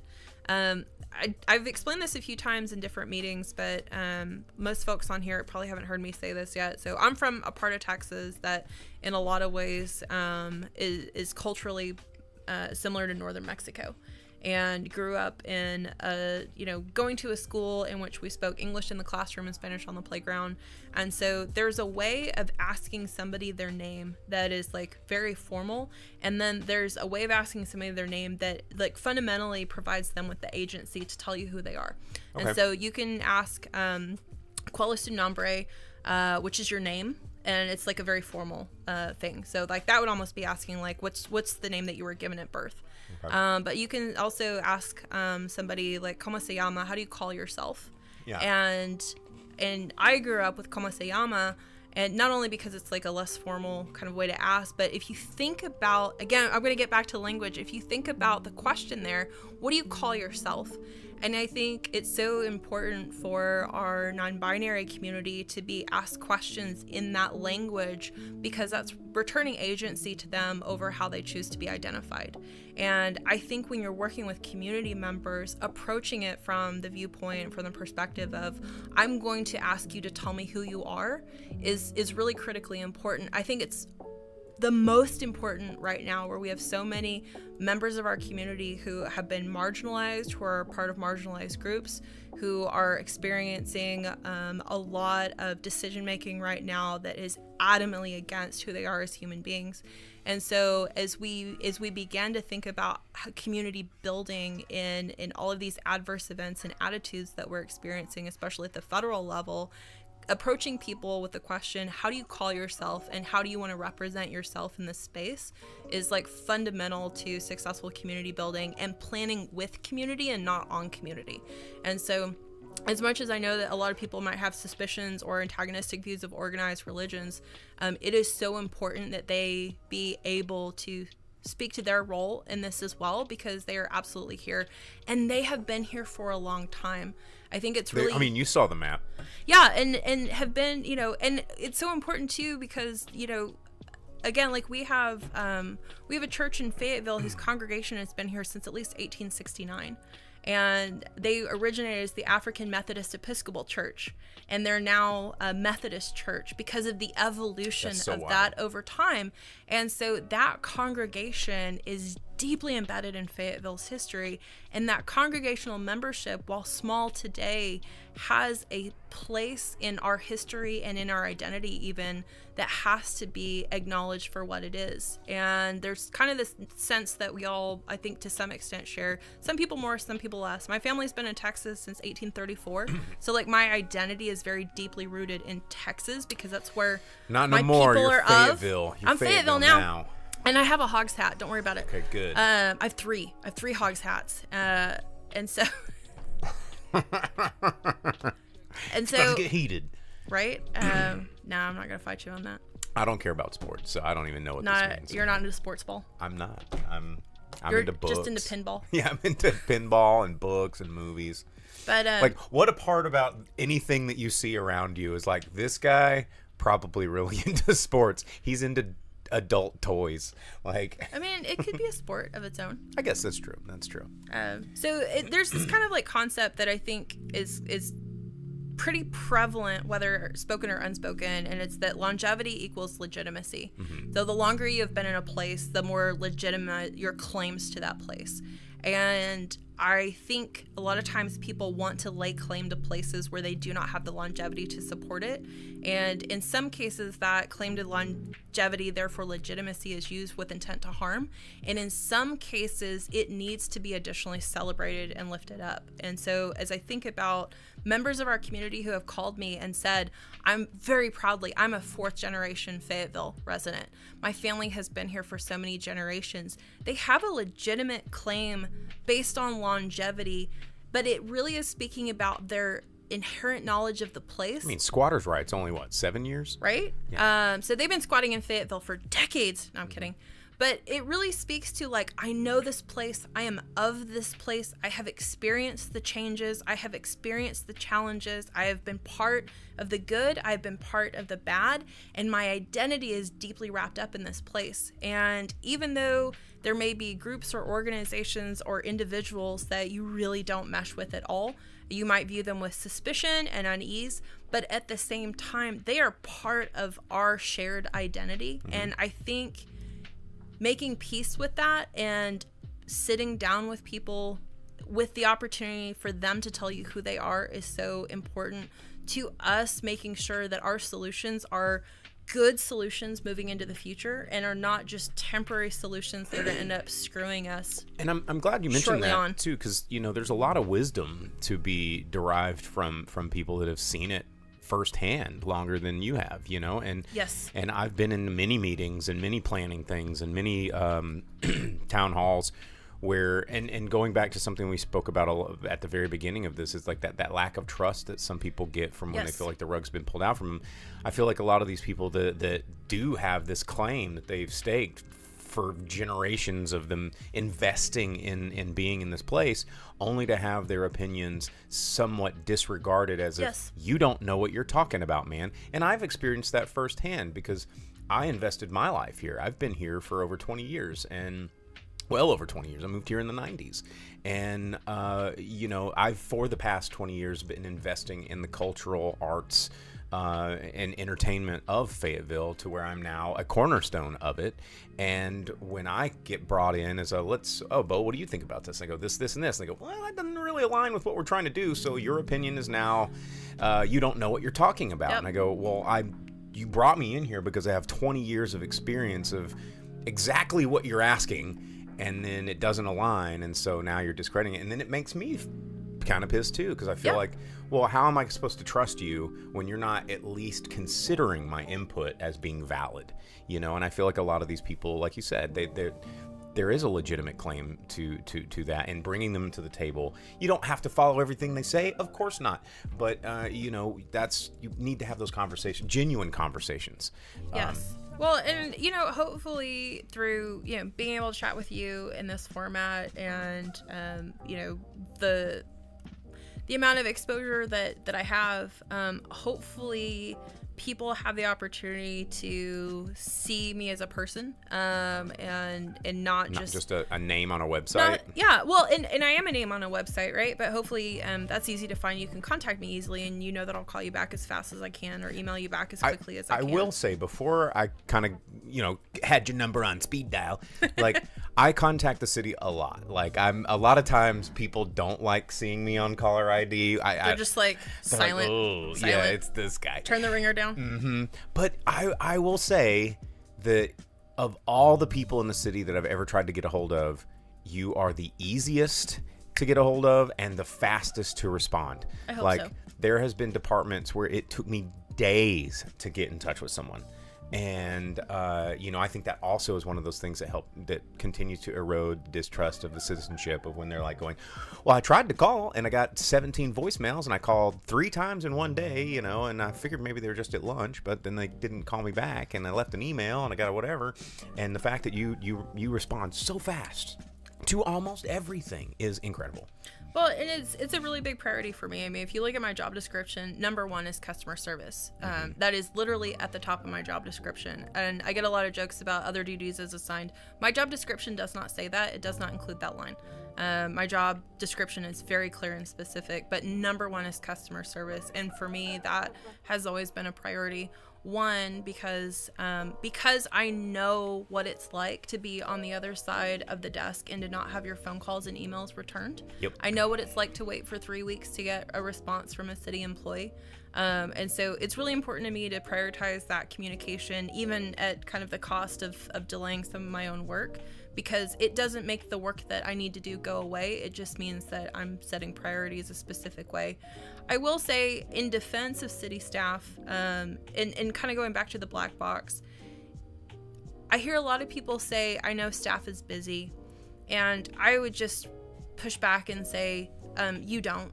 You have no idea. And if you have never worked for a city development services department, and if you have not worked for one as a full-time employee that is in a city growing as fast as ours with the volume of work that we have, if you were able to see what it's like on our side and have that workload and have to work at the pace at which we're expected to work, I think that it would be a lot more understandable why you're not getting a call back for a time. There are days that your phone can ring over 50 times. There are lunch breaks where your emails can pile up over 50 by the time you get back from your lunch break. Why do you think I didn't run for city council? It's just unbelievable, the volume of customer service that's expected. And I have the advantage of not necessarily having that kind of volume of communication need that a lot of our staff do. And so, but what's kind of challenging is that nobody knows that. That's not all you're experiencing is nobody is responding. You're not clear, you're not getting clear information, and you don't have very good insight into what that's like on the other side of the desk. And so it's easy to say, well, this person isn't responsive or doesn't care, or, you know, any of the other scenarios. They're not doing their job. Yeah. Not doing their job, they're not paying attention. Those are things that are really easy to say. In almost every instance, I can say with absolute certainty, people are getting back as fast as they can, and they're doing their job with as much quality as they can. But we grew so, again, we're like, the timing of our growth is really challenging. We grew so fast during COVID when so much communication was shut down, when work became more challenging than ever. Even, I will tell you, like, even having to close our office for ice and snow situations, that's actually really disruptive to our workflows because of the number of things that we have to do administratively to go to a remote work situation. Most of our city boards and commissions still continue to meet. They all go to Zoom, but the amount of admin work that we have to do to make that possible so that those boards and commissions and the council can continue to meet is a lot of time. And that's time that we're not then able to spend returning calls, returning emails, and doing our work. So then we're getting behind. And all staff do not continue to work when we close due to inclement weather. Some staff continue to work and some staff are not able to continue to work. They may not have a role that supports that. They may not have the equipment that supports that. And so getting everybody back resynced can take a few days, including a couple of weeks, to get everybody back in sync and kind of get back on track. And so from the outside, it is so frustrating to have non-responsiveness, to have people messing around and not returning your calls and not taking this seriously and not caring.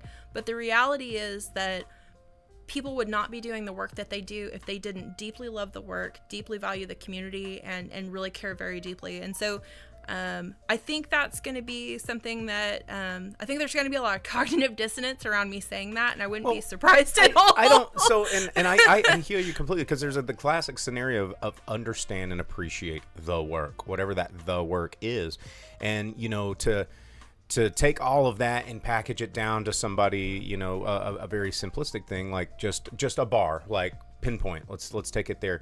One of the biggest frustrating things for a bartender that's a craft cocktail bartender is no one understands or appreciates how much work goes into you having that little good time for an hour, you know, and you will have like 70 or 80 people at the bar, and someone's like, it has taken me so long to get my lemon drop martini. And like, well, it's just a cocktail. And it's like, well, ma'am, what you didn't understand is this morning at 11 a.m., someone was making simple syrup from scratch, also squeezing the 144 lemons to get that lemon juice so that we didn't have to do it by hand. Right. And then also making sure we have all that inventory locked and loaded and ready to go in case you order that. And then the 70 other people that are also asking for 7, 8, 9 touch drinks that we're going. And then you moved from your spot twice because you were feeling, and we can't remember your face or where you went because you're just another person. And then we also have to take your order, take your money, clean your glass, do all that stuff, keep the place tidy, and make sure no one's like, breaking any rules. And we got to do it with a smile on. And it's like, sorry you had to wait 30 extra seconds, but we will get to you when we can. And, it's about understanding the work and understanding the volume of weight that's put on a person's shoulders when your perspective is only like, well, I'm inconvenienced right now for 30 seconds and I don't like it. And I don't know why inconvenienced person voice is always that one.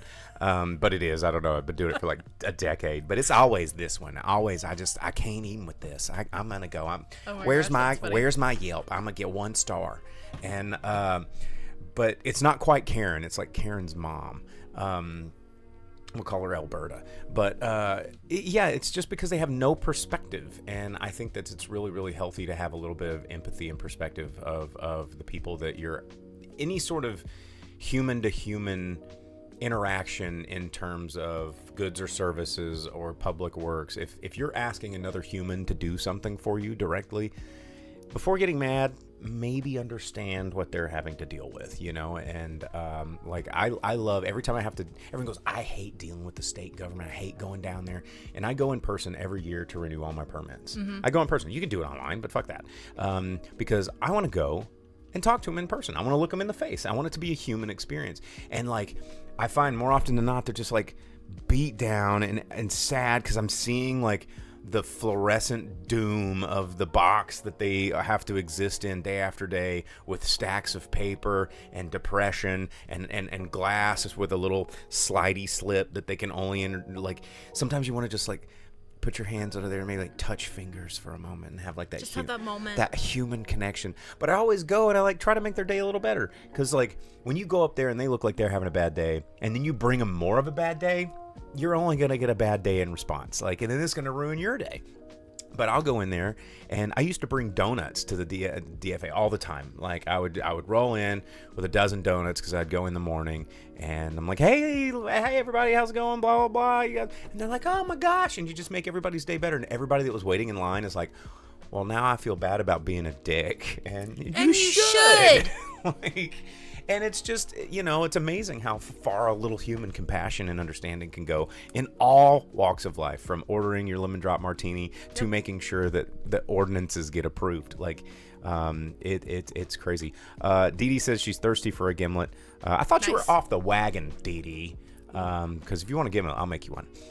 Richard says it's always a wealthy lady from Plano. Yeah, that's the voice. What would she be? That's a Charlene, right? I'd say.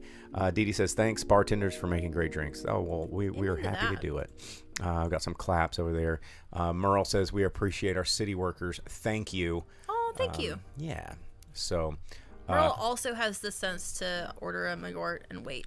Yeah, as you should. I mean, and generally, if you order something like Malort, if you know your bartender is slammed, or your person that you're interacting with at wherever office you're at, don't give them the most hellacious list of work to do. If that person's just buried and you go, hang on a second, I need this meticulous. Do you think I heard about this one time. You think you can make one of these? Don't. Just go, I'll have a shot of Malort. And then, you know what? They are going to bypass the 16 other things that they had in front of you and go, you got it, dog. Thank you. And, sometimes if you understand, I get great service a lot of places because I understand what's going on. And I'm like, I don't want to make your life harder. So I'm going to order something that's easy, or I'm going to make a request that's easy, or how can I make this process easier? And I find that I get great service everywhere I go, no matter what. Well, and, like I said, it's not, I'm not saying that you won't have a bad experience or that you should take a bad experience as well. That shouldn't count. Because again, then I'm not validating the experience that you had, which genuinely could have been a bad experience interacting with city staff, or having an abrasive interaction. Oh, I've had those too, yeah. And all of that, right? So I'm not saying that like you should just never like don't regard that, and I'm going to disregard that that's your experience. And there are also asshole bartenders, so I think we're both yeah, absolutely. But no, I really appreciate you kind of relating those two things, because when you get slammed, you get slammed, and we've kind of been slammed just for years. And so, one of the reasons that I say I have the best job in the city is because I have the opportunity in my role to step up for customer service, to step up in interacting with people and try to provide an outlet or an opportunity for them to communicate, which might otherwise feel denied to them or is literally denied to them at that moment, and try to make sure that we're still taking care of our community members the best that we possibly can. And we are getting additional staff, and we're super appreciative of the city council for approving that. Thank you so much to Mayor Ron for bringing that forward and prioritizing that. That really does mean a lot for us, and it's really important. The expectations for customer service from city staff are really, really high here. I've worked in other cities where they're also high, but they're particularly high here. And it does actually, it upsets people if they feel that they can't meet those expectations, despite their best attempts, or despite trying to make sure they're prioritizing successfully. But when, it's like, hey, the expectation is to get development reviewed, and development is breaking records for how many permits are being issued, how many housing units are being completed, how many applications are being submitted. And then the complexity of all of those things is so much greater than it was even a few years ago, because the projects have become more complicated. The rules that have to be administered have become more complicated. And so the timelines are a lot longer. And there are a lot of people who are actively engaged in the development process from the customer side that are really frustrated by how long it's taking to get a permit for a house. Yeah. And I've heard it said, even this year so far, it should not take more than a week to get a residential permit. It's like, well, that could be true if we were not dealing with the number of permits that we're dealing with. Yep. And if so many people were submitting plan sets that have to have comments and then revisions returned. And so that's kind of creating more work, right? Because then you're managing that, because everybody is not submitting documents that are correct and complete from the get-go. And so you're having to navigate and negotiate through the changes that need to be made and get those submitted and checked, and go through all the process. And from a customer standpoint, that's really frustrating, but it's not less frustrating from our side of things when things are not ready to be approved immediately. And so I think when you also hear a lot of people calling for the requirements to be streamlined and things to be a lot more simple, what their really good intention behind that is, we don't want to burn all of our time and resources on complexities that are difficult to navigate and requirements that are unclear. And so I think there's some really good feedback through that. And I try to be a person that stays really open to criticism and feedback. I get criticized an awful lot. I get a lot of feedback, but I'm typically looking for, how can we do this better, and what are your ideas around that? Although I will say, if somebody's presenting an idea to me and it's not ready to move forward, or it doesn't have all the components that are needed for it to go quickly forward, and I have to figure it out, then you're going to have to wait until I have time to figure out how to do it. And you have to acknowledge, and you have to realize, you only have an idea. You don't have a solution. Yep. If you want to get it to viable solution stage, it requires a whole lot more work. If I have to do that work, you have to wait until I have time to do that work. If you are able to say, here's the viable solution, I've already done the work for you, oh yeah, it can go a whole lot faster. Oh, yeah. Because then I'm not having to say, okay, well, I can't get to that because I've got to do these 12 other things first, because that's my priority task list, and that's what the need is based on deadlines, and then I'll get to that as quickly as I can. And a lot of times that's the form I'm getting things in. It's the shot of Malort. Yeah.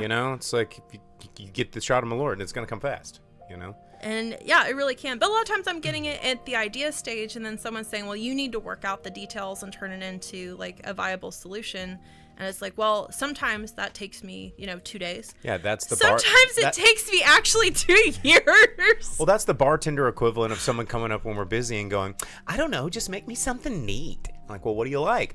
I don't know. Well, what do you drink? Do you like rum? Ew, no. You're like, well, what? Can you just tell me one thing you like? And guess what? Shot of Malort guy already got a shot of Malort. Sometimes it'll take us 15 minutes to just decipher what you want. So, yeah. So what you're saying is, if you don't want chicken wings, maybe don't say, make me whatever you want if you're like raw, vegan. Yeah. Dairy, that's dairy-free kind of naturally. Yeah, especially when you're asking someone else to, like, bear the weight of, like, finishing out an idea or completing a task for you, and you go, no, just do whatever you want, and then you don't give parameters to that, and then are unsatisfied with the end result. You brought that on yourself, I mean, that's the thing. I love giving. We go, whatever you like, and I'm like, all right, here it is. It's a straight up shot of Malort, or Tito's and olive juice works every time. Says I feel like this is gonna turn into a T-shirt, like shot of Malort. Shot of Malort. Just it's like we all understand what that means. Everybody's running around with the T-shirt on. Did you see the T-shirt that I designed? I mean, this is a hot take for everybody in Fayetteville, by the way. Richard says, by the way, you're one of the best hiring decisions the city has ever made. That's very kind. So yeah, I'm gonna heart react that one. But I did a T-shirt, and I only did a couple of them. I don't know where mine is, but I mean, it's a little crass, but maybe you'll find the humor in it. But it was in Comic Sans font, of course, as it should be. Or no, Cooper, the college. Oh no. Yeah, and it was yellow. And it says, I voted for the Ramble, and all I got was this lousy eviction notice. And yeah, it was a good shirt. That is a good shirt. Should have made more of them. That's exactly what we're talking about. I know. Though, like, that really is the theme of our conversation. Is I bought into this. I have investment-backed expectations. And those expectations resulted in a very negative outcome for me. What the actual hell? Yeah, exactly. That's very valid. I love that shirt. I need to get more of them made. Okay. Well, Richard says, I forgot about that one. Yeah, that was a good one. I need to get more of those made. Maybe Jonathan Holder, who was watching earlier, his new print shop, which is about to go over on Prairie Street in the old Backwoods Rags building. He's taking over that place, and maybe his silkscreen shop can make a new run of them. I don't know, and we'll donate it all to charity or displacement. But yeah. I know you brought some graphics. I know. I just want to do a time check with you because I don't have anything else going on tonight.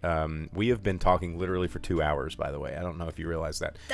That's like my minimum. Yeah. Okay. Cool. My minimum conversation length is probably 2 hours, and I think a lot of people who have called me, they're like, "I just need to talk to you for 5 minutes." You're like, "That's not gonna happen." It's an hour. Yeah. And so then it's like, well, why is nobody calling me back? Why hasn't Britin called me back? Well, I've already been on the phone with 3 people for an hour each because they were really into our conversation, and I like to hear everybody's full ideas.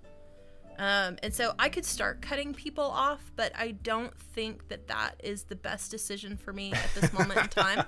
And I don't think that's what best serves our community members at this moment in time. So if I get to a point where I need to start cutting people off, I'll do it, but I'm not really there yet. I'd say no.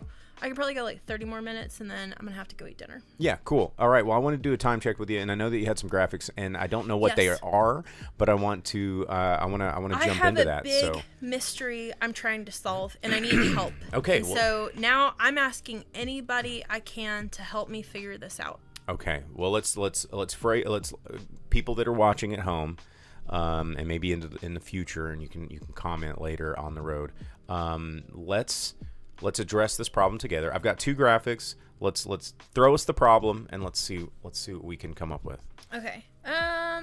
So yeah, we need graphic 1 for the other one first. The other one. Okay. Because that sets the context. There we go. Okay, so here is a graph of median household income from, I think, 2010 to 2023 in inflation-adjusted dollars. Don't worry about that part. This is for Bentonville, Rogers, Springdale, and Fayetteville. Look at Bentonville. Look at Bentonville. Look at it go. Actually, wait a minute. Look at Springdale. Look at Springdale, right? Look at Springdale soaring up. Actually, now I'm looking at this, I'm like... Look at Springdale beating us for the first time ever at something. You know what? I think that's the wrong graph. Is this the wrong graph? Well... It's the one you gave me. No, it's not your fault. It's not you, it's me. Okay, well, take this. The trend lines are fine. So I think this is actually a different graph that was Now I got to think about this. I think this is a different graph. So this is on me. I messed this up. I apologize for that. I take responsibility for that. But the trend lines are the only important takeaway and the only thing I really need to talk about. And the trend lines hold true. So where we are is that Fayetteville, and I'll get this corrected for you, but Fayetteville has been trucking along with other cities in Northwest Arkansas for the last while. And in that trucking along, we've seen some trends that I am trying to figure out why this is happening. Mm-hmm. So what you're actually looking at right now is not median household income. It's something to do with rent. It's like a rent-related thing. Gotcha. And so basically, like, rents are getting more expensive in other places, and that kind of makes sense. You would expect that Bentonville and Rogers would have higher rents than on average than in Fayetteville and Springdale. That feels like it kind of makes sense. But what is also happening in a very similar way is our incomes. But incomes in Bentonville and Rogers are just skyrocketing exponentially. And in Springdale, they have surpassed Fayetteville. Fayetteville is at the bottom. Here, is this one? Oh, well, it's not all 4 cities. It's actually just like a different way of looking. Gotcha. Okay. So that's like income in Fayetteville broken down by age. This is still going to work. Gotcha. Just okay. Bear with me. So anyway, the trend lines are actually kind of the same. So for the last couple of years, like starting in 2021, Fayetteville and Springdale, this is where the graph falls apart. It isn't a great comparison, but for 2021, Fayetteville and Springdale median household income, unlike our rents still going up, started to decline. Oh. Springdale corrected, and they're now shooting right back up with Bentonville and Rogers. So their median household income is matching. Is going up in the same trajectory. Going up really good. Fayetteville did not correct in 2023 like Springdale did. Fayetteville's median household income has been declining slightly but consistently since 2020. And meanwhile, the rents continue to While the up. rents are going up. And so it's like, why can't we afford housing? Well, there are individual conditions in which people can't afford housing, but the overall city trend is incomes are coming down on average and rents are going up and housing costs are going up, but we are the only rapidly growing city in America that I can identify, which is having this problem that we're rapidly growing while our median household income is we're in number decline. 1. We're unique again. We are the Yikes. wrong kind of number 1. Yikes. So if you'll show the second graph, now I can kind of correct myself to explaining like what I'm trying to figure out here. Again, I apologize. I take full responsibility. I had the wrong graph that had the wrong label. This is correct. Median household income, this is specific for the city of Fayetteville, by age of householder in the last 12 months. So for the last year, how much, on average, how much money have households been making? And this is where the trend line does what the last graph should have shown for Fayetteville. You could say, oh, well, we're the only city in Northwest Arkansas with a university. And so we have all these young people, and young people don't make money, so young people are the reason. Guess what? Young people are not the reason. If you look at the red line, 15 to 24 years old, it's the bottom line that's totally separated out. Household income is on the decline for householders aged 15 to 24 years, so high school and college age. Yeah. Wow. It's also on the decline, however, for me. households 45 to 64 years old. Our like late workforce age group, their median household income is on the decline. Our 65 and older, their household income is on the decline. And if you're 25 to 44 years old, you're flatlining. So it's not because we have college students. Everybody's income is either stagnant or declining in Fayetteville, and this is not good. And this is not what I expected to happen. So I've been going through all kinds of data. I have looked at wage disparity by gender. I have looked at labor force participation rates by age, by sex. I've tried to look at so many explanatory factors, and I have had a very difficult time finding data that helps to explain the trend lines that you're looking at. Why is Fayetteville of all the cities in Northwest Arkansas, of the rapidly growing cities in America, because I compare us to a lot of different cities, especially cities with a university in the Southeast Conference, SEC. I want to know what Alabama's doing. I want to know what College Station is doing. I want to know what's going on in these other cities. And so our cost-burdened households... God, is Mississippi beating us in this? Because Mississippi was always our saving grace. We were always better than them. I don't know if I have current data for Oxford. My data for Oxford might be a little bit old. Gotcha. That's a really good question. But Tuscaloosa is outperforming us right now. No good. So we have the second of all the cities that I compare us to kind of see like how are our trends compared to other cities that may have some similarities or similar characteristics. We are the only city that has the high cost burden by housing cost households. We are the only city with a rate like ours, with the single exception of College Station, Texas. And College Station, Texas has a much higher proportion of university student residents than the city of Fayetteville does, because Texas A&M is over 74,000 students. We're just under 34,000 students. And their city is just over 100,000 people, whereas we're at 100,000. So it makes sense that they have a higher proportion of cost burden households because they have a much higher student population. But I mean a much higher student population. So our cost burden household, their entire population is mostly students. It is so disproportionately high for the campus size that we have, with the enrollment that we have, and because we're seeing income on the decline on average. What that does, it doesn't mean that everybody's income is on the decline, because we have a lot of households on the higher end of the income spectrum that are doing really well and doing better. But this is household income by age. So this is meant to represent all household median income, the middle of incomes. This is a very bad trend. And I'm trying to understand why this is happening to us and why it's not happening to other cities. So we are special, but in this case, once again, it's not a good way to be special. If I could explain it and I could better understand this, back to problem identification, I can't even identify the problem.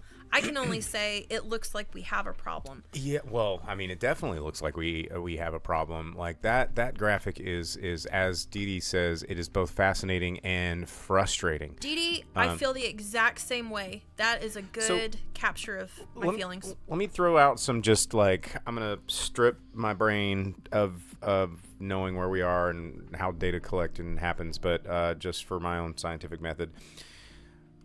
How is this data collected? Like, where are the metrics coming from? Is this survey data? Is this based on income tax reports? Is this based on where is the data coming from? It's coming from the 2023 American Community Survey estimates. Okay. So we do the U.S. Census every 10 years. Yep. In between every single year, they do a survey of households, and they do a bunch of statistical math to try to fill in the blanks for every single year between those 10-year censuses. And so I would not say that this is the most accurate data ever collected. They are estimates, and they're estimates only. They are still the best information that I have. Yeah. And even though they're estimates, they're based on a survey of people. Like they call up people here and they say, "Can you answer our questions?" I've never gotten that phone call, so I don't know. And then there's some math to try to apply that to the population at large. So it's like where's their sample size coming from? Right, but so this is where I'm like, okay, well, I wouldn't be so concerned if you didn't see this happening, or if you saw this this was a general trend. Okay, right. There's something in the water. There's something in the.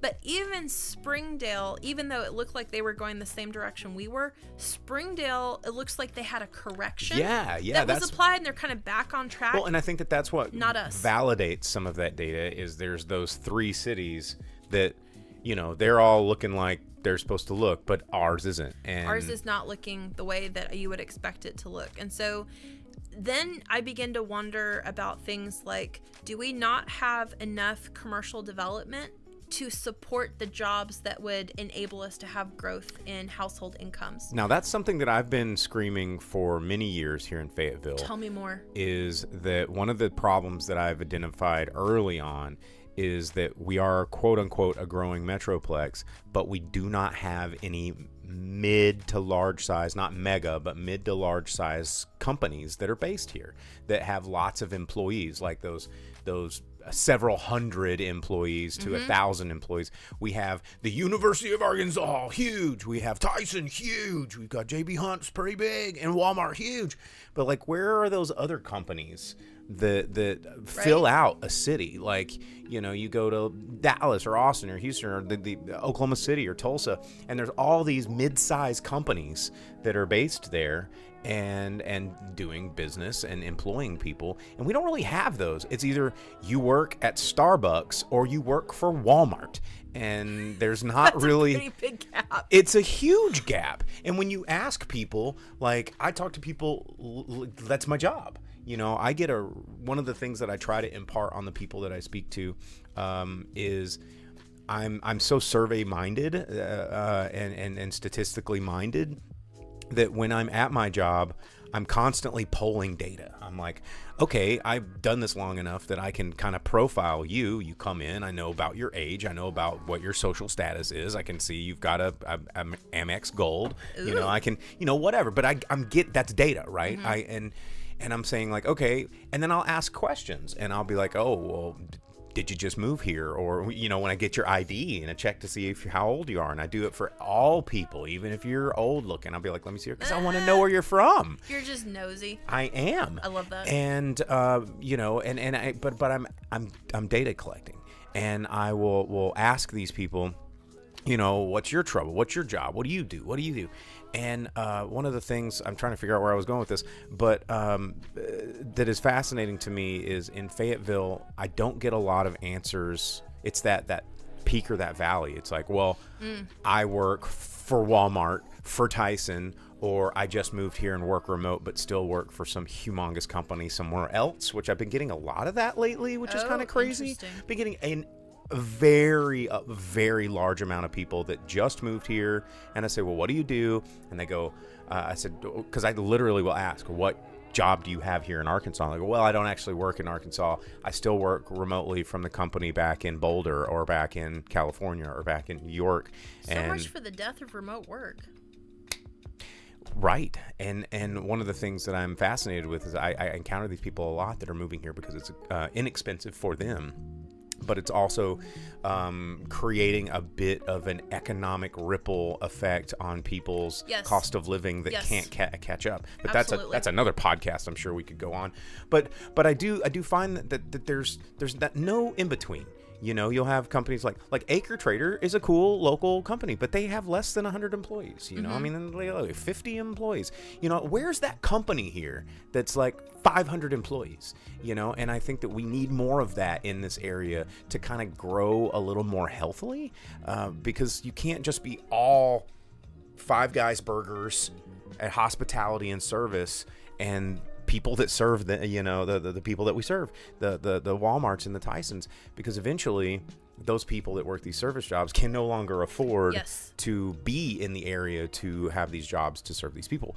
And it's an interesting predicament, because a lot of, if you look at the GIS overlays of where certain NCIS, or is it NCS, whatever the tax code of where money comes in, NICS, the NICS code, you see that Fayetteville is still extremely tax revenue heavy on hospitality and service. Yes. It's huge. But you think like, oh, well, that would lead you to believe that most of the jobs here are also hospitality and service. But where are those other jobs? You know, and I don't know. Dee Dee says, are the largest employers underpaying? Well, we all know that the university's been doing that for a long time. But, you know, it's an interesting problem because we don't have those. I feel like we're missing the meat of the sandwich, you know. And how do we get more meat? Well, so like, what does long range planning do? I look at data and I say, hey, what is working, what isn't working, what are we missing, and then how do we make that happen? And so that's so if we're seeing what's becoming a trend, not a glitch, not a blip, it's becoming a trend that our outliers don't count. Our household incomes are on the downward slope. That's really bad for everybody. And so then I began asking questions like, what is behind this? And so if you're right and you're saying, hey, it's probably due in large part to the fact that we don't have the employment base and the employer base that we would need in order to provide that upward mobility, that step-by-step upward trajectory for everyone from recent graduates to young people who are looking to transition to careers to something that will afford them greater economic opportunities or kind of step them up to the point that they can afford to own a home and they can raise a family and achieve their life goals. If we are missing the fabric that enables that to happen, how do we get that fabric here? And one of the things that I find kind of interesting, and this is probably going to feel really controversial to some folks who are listening. Let's do it. But one of the reasons I think it's so important, again, to engage with growth, engage with change and not just ignore change or resist change, is exactly things like this where I would expect with the growth that we have, and I think we're currently like growing around 6.5 people a day. And so we're still looking at 1,100 houses a year to accommodate our growth. Like that's the kind of the production level we need to be hitting to just kind of maintain stasis. And is that even possible? It is, but it looks like... Not with our current zoning. Well, which is why I'm busy trying to change it. And here's where we get into really controversial territory where people are like, you demon from hell, how dare you? I get it. But that's kind of what I have to look at and what I have to balance. I would expect for the level of population growth that we've had over the past 5 years in particular, that we would be seeing a level of commercial development and a level of speculative commercial development. White box office spaces ready to move in, white box retail ready to move in, other like, hey, I'm going to build this and I'm going to get my tenants and then I'm going to finish the building, I'm going to finish leasing out. We don't really have that. In fact, we recently looked at if you build it, they will come. They will come, or they're coming, so we'll go ahead and build it so they have a place to lease so that I'm the one that gets their money. So if you don't have space for these companies to come in and they go elsewhere, the jobs kind of go elsewhere too. You could be like, well, but people could still live in Fayetteville and do that. But it turns out people kind of hate commuting and they won't do it if they don't have to. And so people might choose to live closer to their job and if their job is going somewhere else. But a recent review of our commercial permits, there were only a handful of commercial permits that indicated it was not being purpose-built already for a specific tenant or a specific company. And so because there's not a lot of speculative commercial space development, I'm curious if we are literally not making room for people to come in, because a lot of times companies are not looking to build in order to locate, they're looking to lease space because they're not in the business of building or owning land or real estate.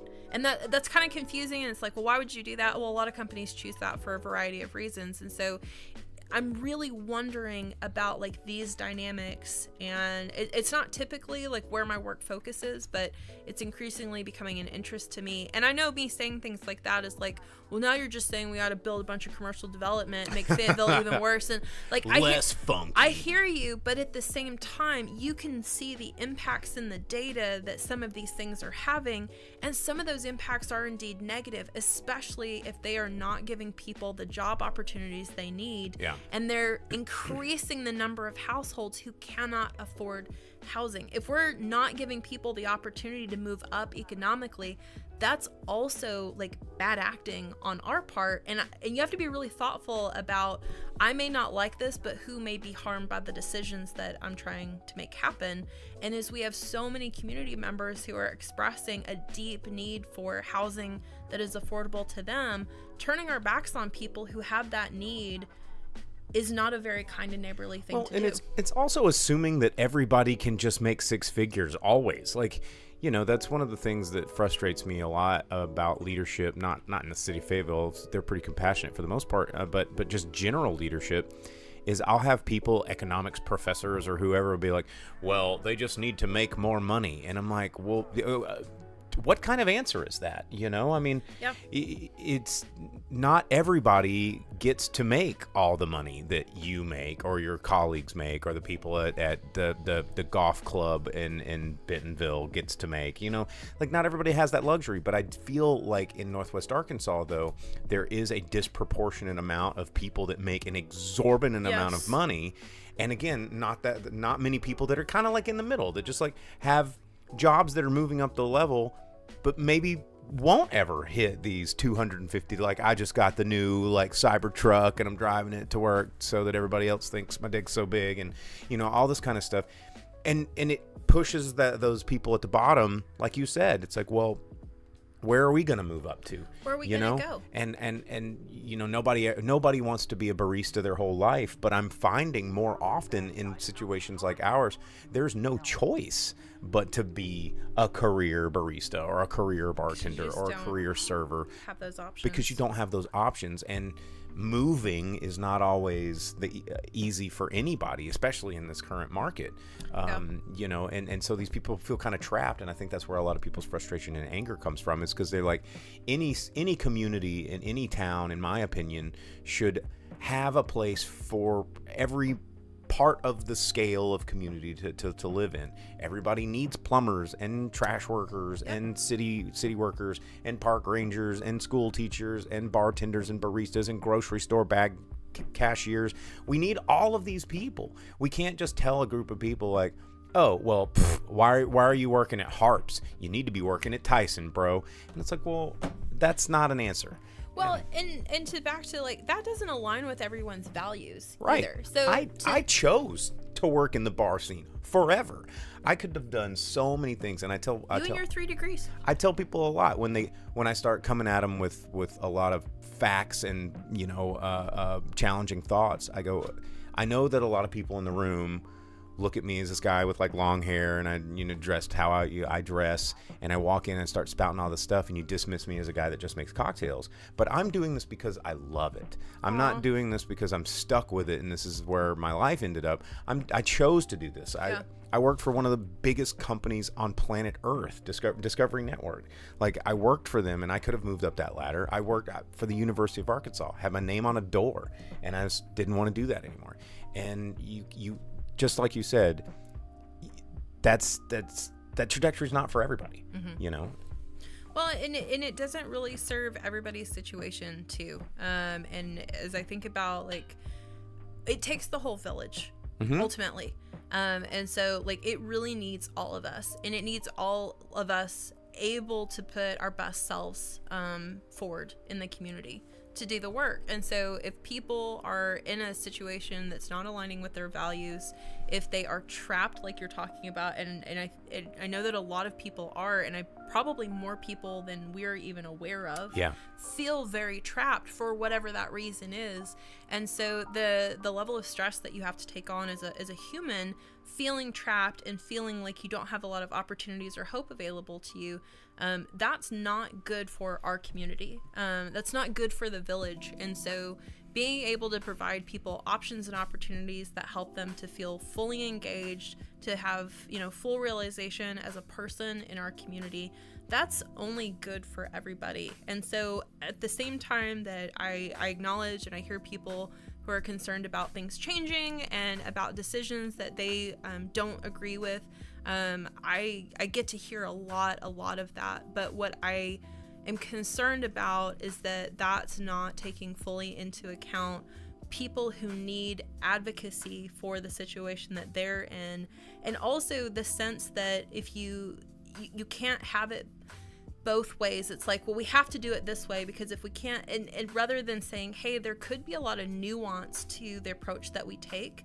where it doesn't have to be all or nothing. Just like saying, well, you can't have growth and you can't protect the environment at the same time. You actually can, and there are a lot of very proven methods and techniques to do that.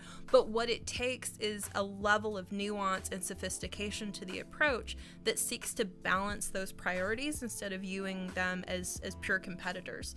And so I think it's really hard to ask people, though, to do that work when they feel that fundamentally government is a black box that they're not even allowed to successfully participate in. And so my hope is that as we work together as a community and we become more comfortable and familiar with working with each other, we'll be able to get at balancing those apparently competing priorities and be able to get better outcomes in the process, instead of only being able to view them as antagonistic or at odds with each other, and feeling like, my hopes, dreams, and goals for this community are not going to be met if anything that you're promoting is successful, when I think the reality is we could probably find a way for those to coexist, not completely peacefully, but more peacefully than it probably appears that we can.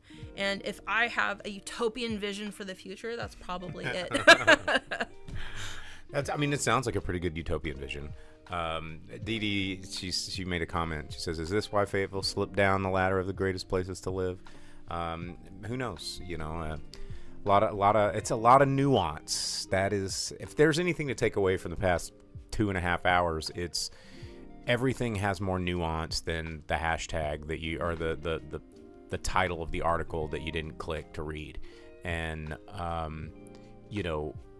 I think that a big takeaway again from tonight is we could probably talk for more hours, and I'd love to have you back and do this for more hours. Let me know when. Anytime. Like I'll Tuesdays talk and about Mondays. this all day long. Same. And we could. The 2.5 hours was like bam. Like that. And all the questions, like you guys, I love everybody chiming in, and I know that once this has time to sit on the internet for a while, it's gonna get even more comments and even more responses. But just dig a little bit more. Oh, thanks, Charlie.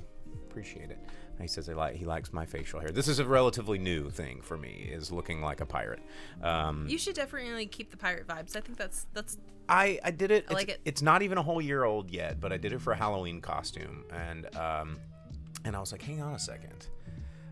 Mateys. Maybe this is me now. And this might be me. And avast me hearties. I'm going to be rolling up into city council to shiver some timber and, hopefully make some changes.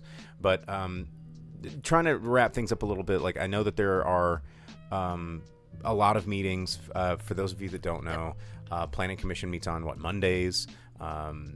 City Council meets on Tuesdays. Everybody, the meetings and the agendas are right there on the website, which we showed up. Actually, you know what? We're gonna do that thing a minute ago, and we're going to take you through the how do you find out all this information game. So one of the things that I like to do is go agendas, and then you search for it, and it'll be like, okay, public meetings. That's the one you want to agenda go to. And minutes and video. You can watch live meetings. You can go to the calendar to see what the meetings are going to happen. You can go watch old meetings. But then this one is the upcoming agendas, and you can look on here. But it's only upcoming agendas for Planning Commission and City Council. City Council, yeah. So this is the really confusing part, and why it's not that easy to find online. So this is where you primarily find Planning Commission and City Council agendas, and what we call agenda packets, which are all the different pieces of supporting information for all of the items. And so when you have a tentative agenda... We'll take a look at next week's City Council member. Not published yet. Oh, man. But this is where you would go. That's where you go. It's right here. And if you scroll up, you can actually go back many, many, many months of meetings. So let's see. You can scroll backwards. We'll look at... where was the one yesterday? February 20th. Here, what was this one? Boom, and it comes up right here, and it has all the stuff that went down. All the stuff.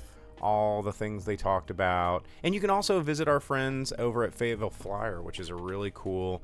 where's Fayetteville? Oh, you're public typing. You spelled it wrong. I know. I'm just doing this one. Fayetteville Flyer, you can go here, and then they always do... City Council stuff, boom, City Council recap. You can read this stuff, and they have links. Dude, those guys, Todd hired Stacy Ryburn this year as their first and only employee past the two founders, and it was the greatest hire they've ever made because Stacy's awesome. But yeah, and they actually make it a lot more digestible, but it's also after the fact. So by the time it hits Fayetteville Flyer, it's too late. So this is a good way to get caught up. If you're like, oh man, I want to be up to date on this season of Fayetteville Council, you can go back here and then watch the recap episodes, but then you go over here to find out what's up on this week's episode, right? And the calendar, you know, you can actually do this, be like, what's happening on March 20th, blah, blah, blah, blah, blah. It's pretty cool. And it's a lot better than it was like 2 years ago. Well, and that's like a new website feature and kind of a new software solution that was deployed first for City Council and Planning Commission, because they do have the public hearings. So the opportunity to comment, probably some of the most controversial items. This is all the stuff on the calendar, right? Yes, it's a lot. So if you are interested in the Environmental Action Committee or the Urban Forestry Advisory Board or one of our historic commissions, their agendas you can usually find connected via the public meetings calendar. Now, the agendas might not come out until closer to the meeting itself, but if you want to register for the Zoom option for meetings, a lot of our meetings have a Zoom option. And so there are kind of ways to find that. And just know that sometimes the agendas are not posted until close to the meeting, because final decisions on those agendas are not complete until closer to the meeting. But that calendar serves as a lot of shortcut opportunities for you. So bookmarking that page could be really handy. Heck yeah. Do it. It's right there. Fayetteville, ar.gov/calendar.aspx. You know, just super easy, rolls right off your tongue. But yeah, you can get involved. You can learn this stuff. And people are like, I don't have time. And it's like, we obviously have things to do too, but we're passionate about our city and passionate about you guys and passionate about like making this place a better place. Emily just turned it. Oh, Emily, you're going to love this. You're going to rewind and watch all 2.5 hours of it and love it. She just said, I tuned in and cannot wait to watch it in its entirety. Cause she's another one of those really informed citizens, and very, very good. She says, thank you, Bo. Thank you, Britin.